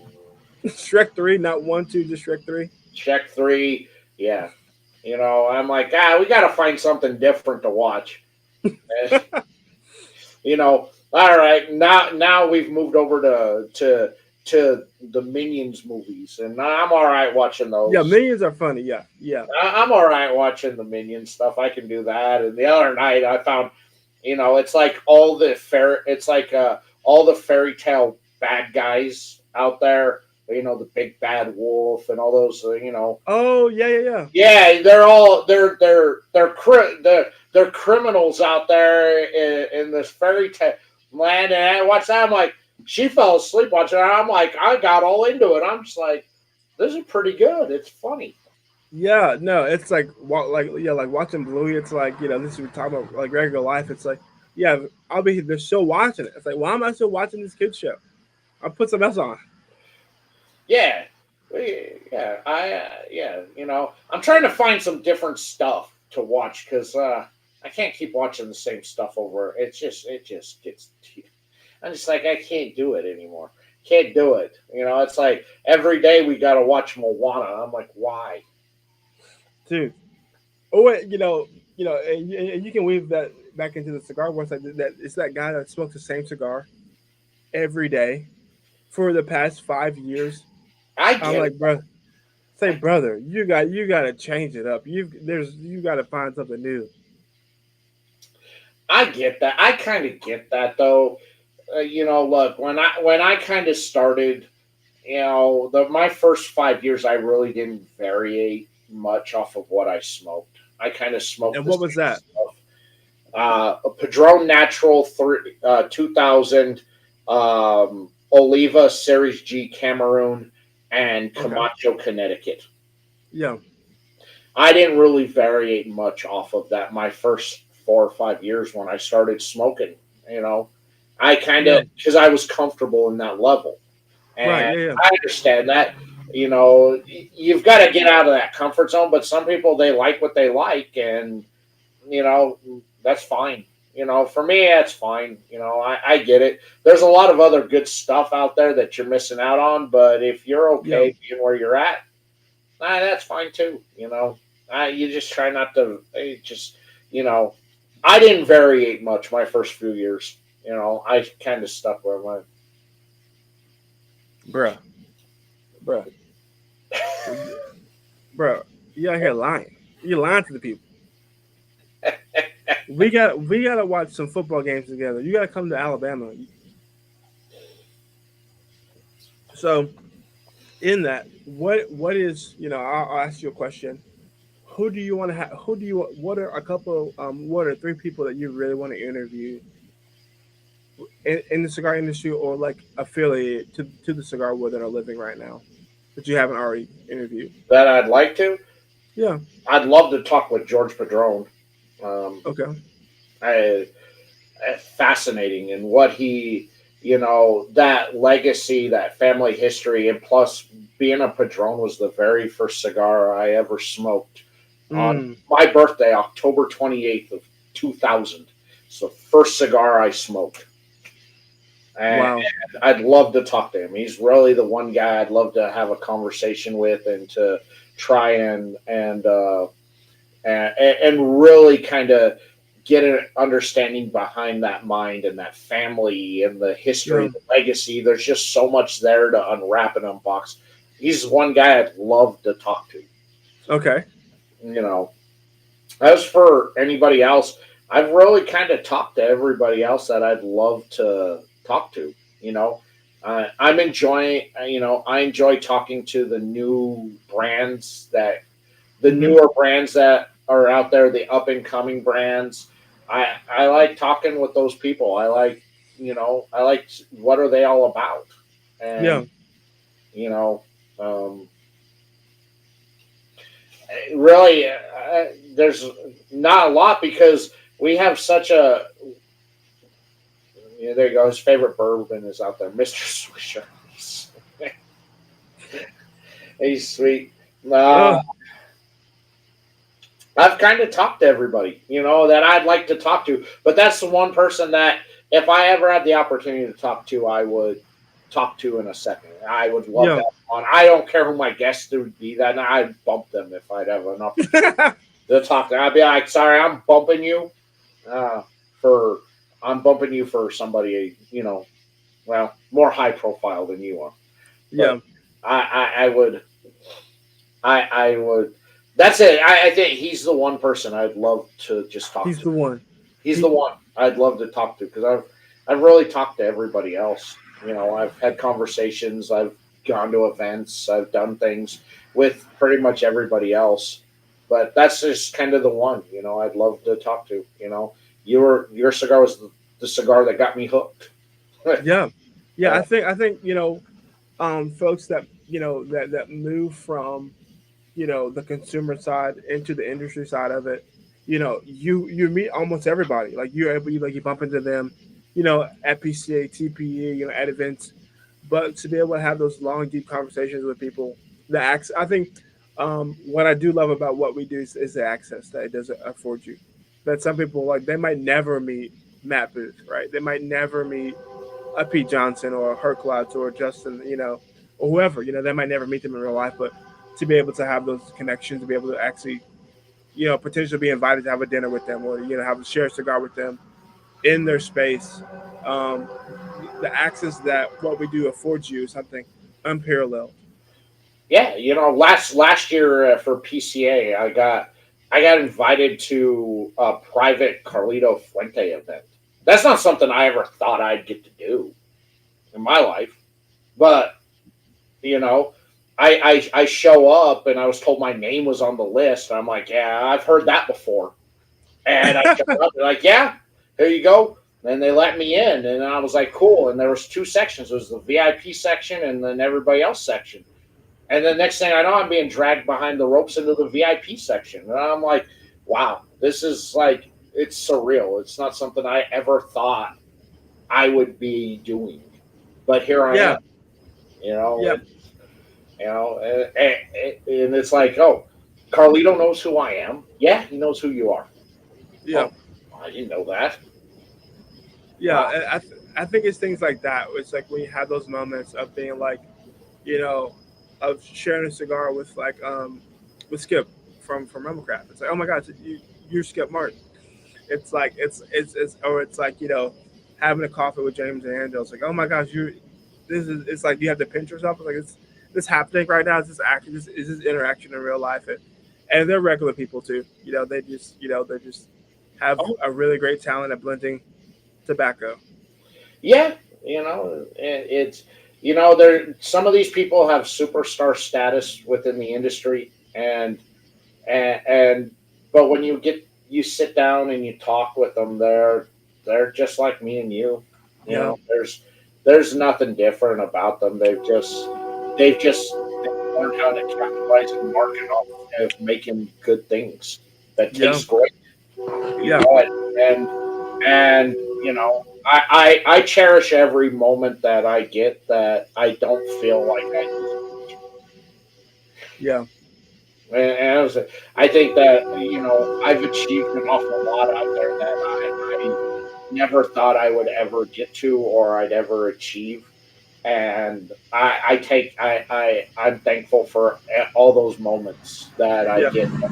Like, I'm just a dope who said one day in 2019, I'm just gonna post pictures of what I'm smoking and look at where it's led. yeah. So like, yeah, if you were to encourage anyone to kind of get into, like, beyond just getting into cigars, like, would you encourage them to go the media route, or would you say, no, this is just more work than it's? I Yeah, I I get asked that question by a lot of people who are trying to get in, and I tell them straightforward. I go, it's very hard. Your best bet is to just be a consumer and to be a fan of brands.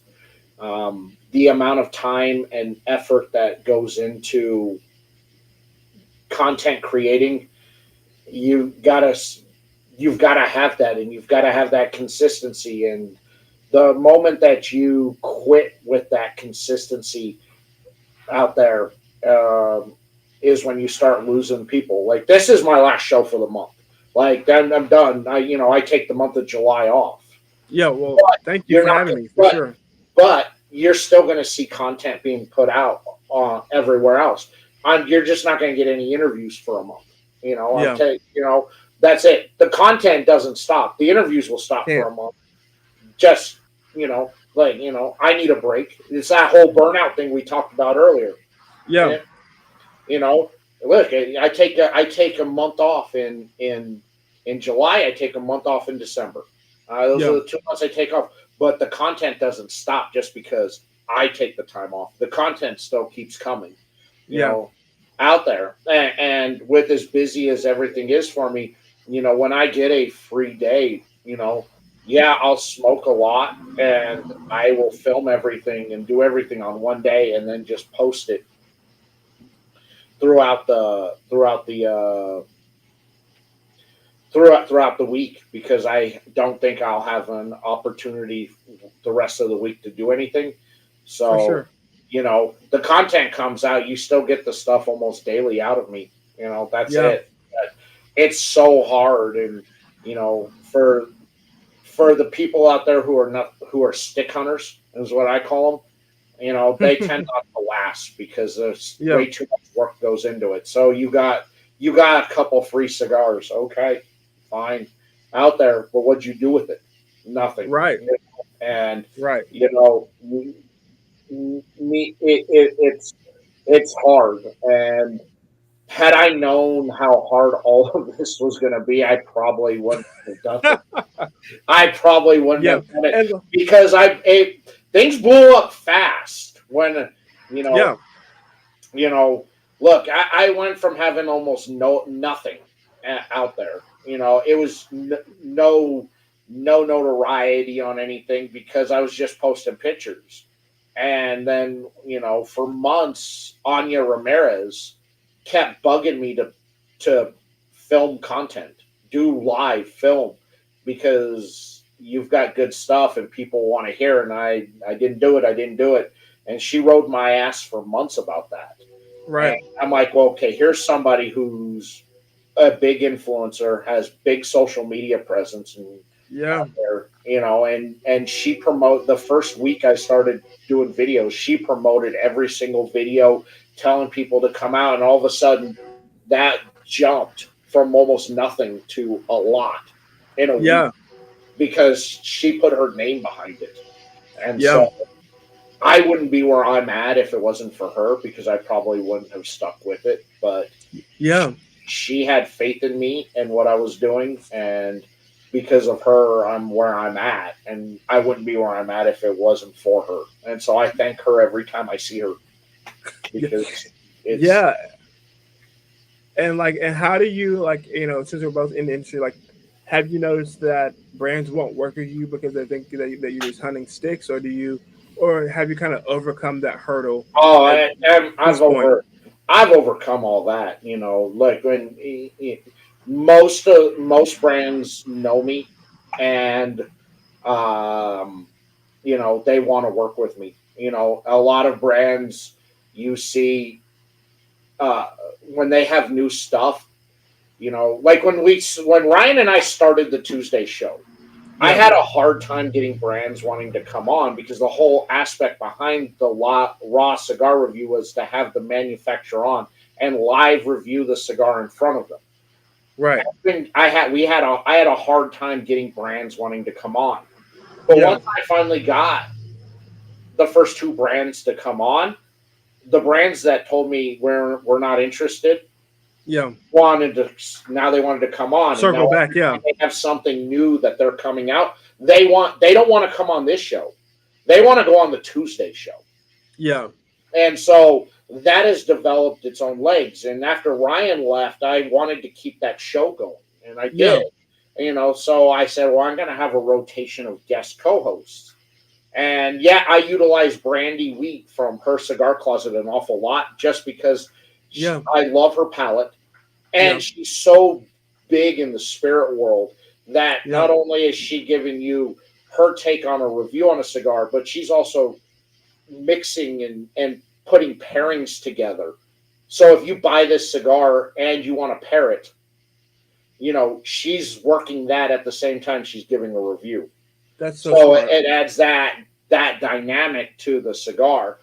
And so that really has its own, that show's really on a standalone on its own. It's not an every week, and we may Yeah. only do one or two a month, Right. but it's its own entity. And the Yeah. brands that have come on have loved it, and when they have something new, they immediately hit me up and go, "We got something new. I want to do the Tuesday show." Okay, yeah, man, let's get you on. Let's book it. Let's do it.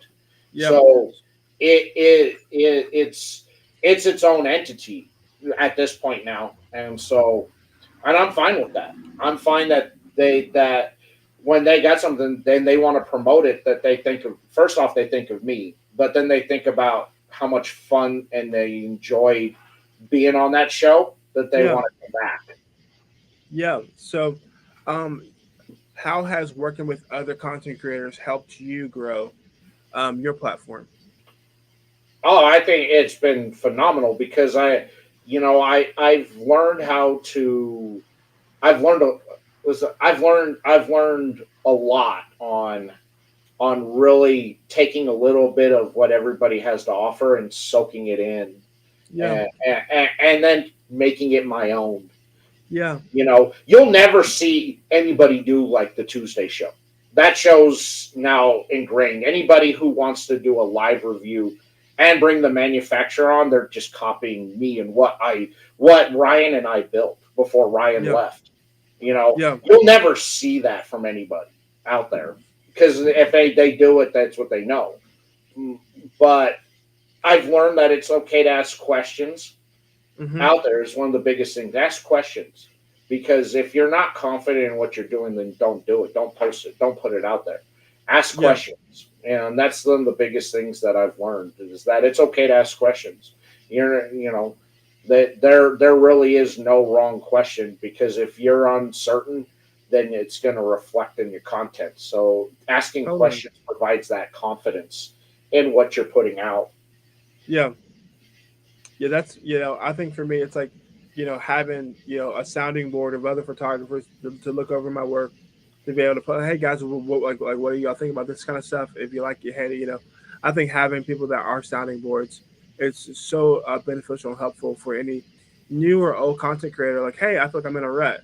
Well, find someone that you can sound off of to kind of retool you, to kind of sharpen you up, to kind of give you a different angle, a new viewpoint. I think that's really important.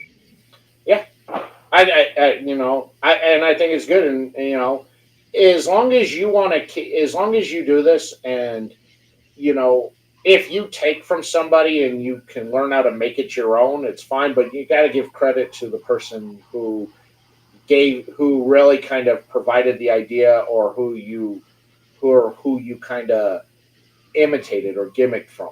Yeah, I give credit all the time to Kevin Shahan from Cigar Prop and to Bob the cigar guy is that I've learned an awful lot from them personally and from yeah, watching them, and I tried to take what they do that what they do so good and so well, and then make yeah, it my own in my own way. So that way it's mine. It's real to me, but I still give yeah, credit to them because I I watched it and I learned from them, and so I take the best that they have and then make it my own, and I credit them for what it is. And yeah, you can probably see it a lot in what I do. Joe, catch you later, brother. You could probably you could probably see their influence in a lot of what I do out yeah. there, but that's just because they have had that kind of influence on me and what I do. But I give them credit every time, every single time that yeah, they've influenced me, but I've made it me, so it's authentically me. Yeah, You see what they did, and then this is my spin on what they do. I couldn't agree more.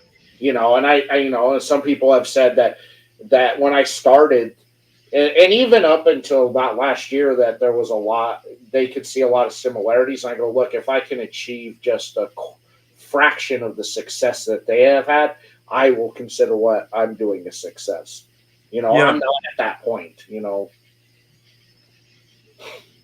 yeah, at that point, but yes, I will say they have had a big influence on me, and yes, I do credit them on that influence, and I have tried to take what they do that's awesome and amazing and make it my own, yeah, and pay tribute and homage to both of them. yeah, yeah. Those two guys are fantastic. Like what they've done, like the longevity of what they're doing, and how I know like how Bob and Chief, they really try to encourage people along the way. It's not they're just not taking, they're giving back, and finding ways to give back is so vital. Wow, to the longevity of the cigar community.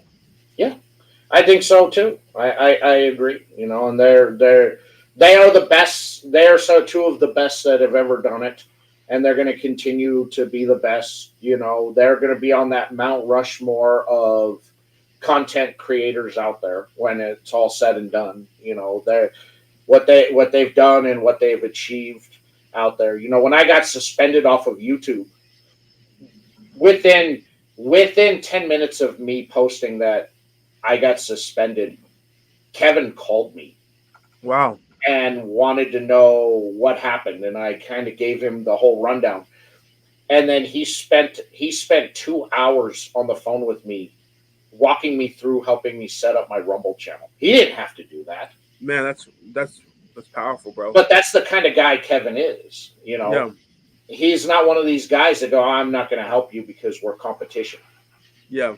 Hey, first off, we're not even on the same level, but the fact that he took that time to one wanting to know what happened to me, because that was a time when YouTube was cracking down on ATF content out there, Hard. and Hard. I'm a little fish. I'm not a big fish in that water, but I was strictly targeted by Google, who targeted me. And when I read him everything and I told him everything on how it went down, and then he said, "Well, we got to get you on Rumble." And then he walked me through the whole setup and how to do everything and how to set my account up. And he didn't have to do that at all, but he did. Yeah. And I'm forever grateful for him because he saved me, because I had just landed advertisers and sponsors, and I thought, man, I worked so hard to get this, Oh man. and now I'm going to lose all this because now I lost my platform, Yeah, and I think. I didn't. And also a credit to the viewers out there and fans of my content. Yeah, thank you. They went and hammered my advertisers and sponsors and went and bought stuff and used those promo codes to show their support to me. And I'm forever grateful to all the people out there who enjoy my content, because they also helped me out and showing that kind of support. Yeah, I think you know what was like what was like landing like your first sponsor? Who was your first sponsor, and how was My that? first sponsor was my first sponsor was a manufacturer, it was Howard G Cigars. Okay. He you know, he was the first to he was really one of the first that gave me an opportunity Right. out there. And then when he was still selling direct to the consumer out Mm-hmm. there, yeah, he was the first that came in, and he's like, I want to get in on. He goes, I love what you do. I love your passion, and I want to be the first to get in on this before anybody else does. And Wow. he was the very first. And again, another guy I'm forever indebted to, because he gave me that first opportunity and that first shot out there. And I love the dude, you know, Yeah. and he's one of those guys that every time I see him, I love every moment I get to spend with him, and Yeah. plus he's got his professional athletes who he manufactures for, and Yeah. getting to hang out with professional athletes is pretty cool too. That's pretty cool. So yeah, he was the first, and now that's grown, and that's grown Yeah. out here, and it's grown from advertisers and sponsors to also having deals worked out with retail shops, so preferred retail partners out there that, hey man, I've got this guest on tonight. You can buy directly from one of my preferred retail partners, and there's a promo code, so now you can save coinage. Yeah, dude. So like, so who are some of your preferred retail sponsors or partners? So I have out there, Black Box Cigar Club is probably one of my biggest ones out there. Um, Dantley had, getting exposed to the box, and then having Dantley basically, he's like, these are really uh, give me cigars and provide me with he's like, you got to try this, and wanting my opinion, and we have that here. To then, him, watching the Tuesday show and having some of the brands on him going, I need that, I need, hey, can you give me the contact info for this brand? If you say they're great, I want to carry them in the shop. Wow, that's And big. so it's led to a lot of brands. Like I worked that deal for Allen and Family by Loyalty to get into Black Box, and not only that, I got them in and featured in the monthly subscription box as well. Man, that's a big deal if you know the industry. Like that's to get that many cigars sold to be distributed, in a box is big. And then Danley had me curate a box for the monthly box. Oh And wow. that was a lot of pressure because I'm like, I didn't know what to go or what route I wanted to take on this, but I know that I wanted to showcase and feature brands that I was really high on to start the year off with. And so to have, Yeah. really, you got the 505 box for the month of April. And And, so and it's a And Dantley has also in on the website, you can get the 505 sampler pack out there of some of my top 10 cigars from last year's top 10 video. Uh, mhm. just put them together as a sampler, so you can pick up the 505 sampler. Dantley has done an awful lot to promote me Yeah. on in his store, and again, forever grateful because he didn't have to do that. Yeah. Man, that's things like that. It's like it puts a smile on your face. It does. I'm happy, and I love my partnership with Zyphy. Um, they've been amazing partners to work with. Anytime I'm doing a giveaway or something, I'm like, hey, I'm doing a giveaway. Could you send a lighter over? And the next thing I know, I've got a giant box full of lighters and humidors and stuff. I'm like, Yeah. dude, I just wanted a lighter to give away. And here Yeah. they're sending me like everything they manufacture to give away. Yeah. Yeah. No, they have great stuff. It's like I need to reach back out to them. It's like, but they're Yeah. fantastic. They've been fantastic to work with.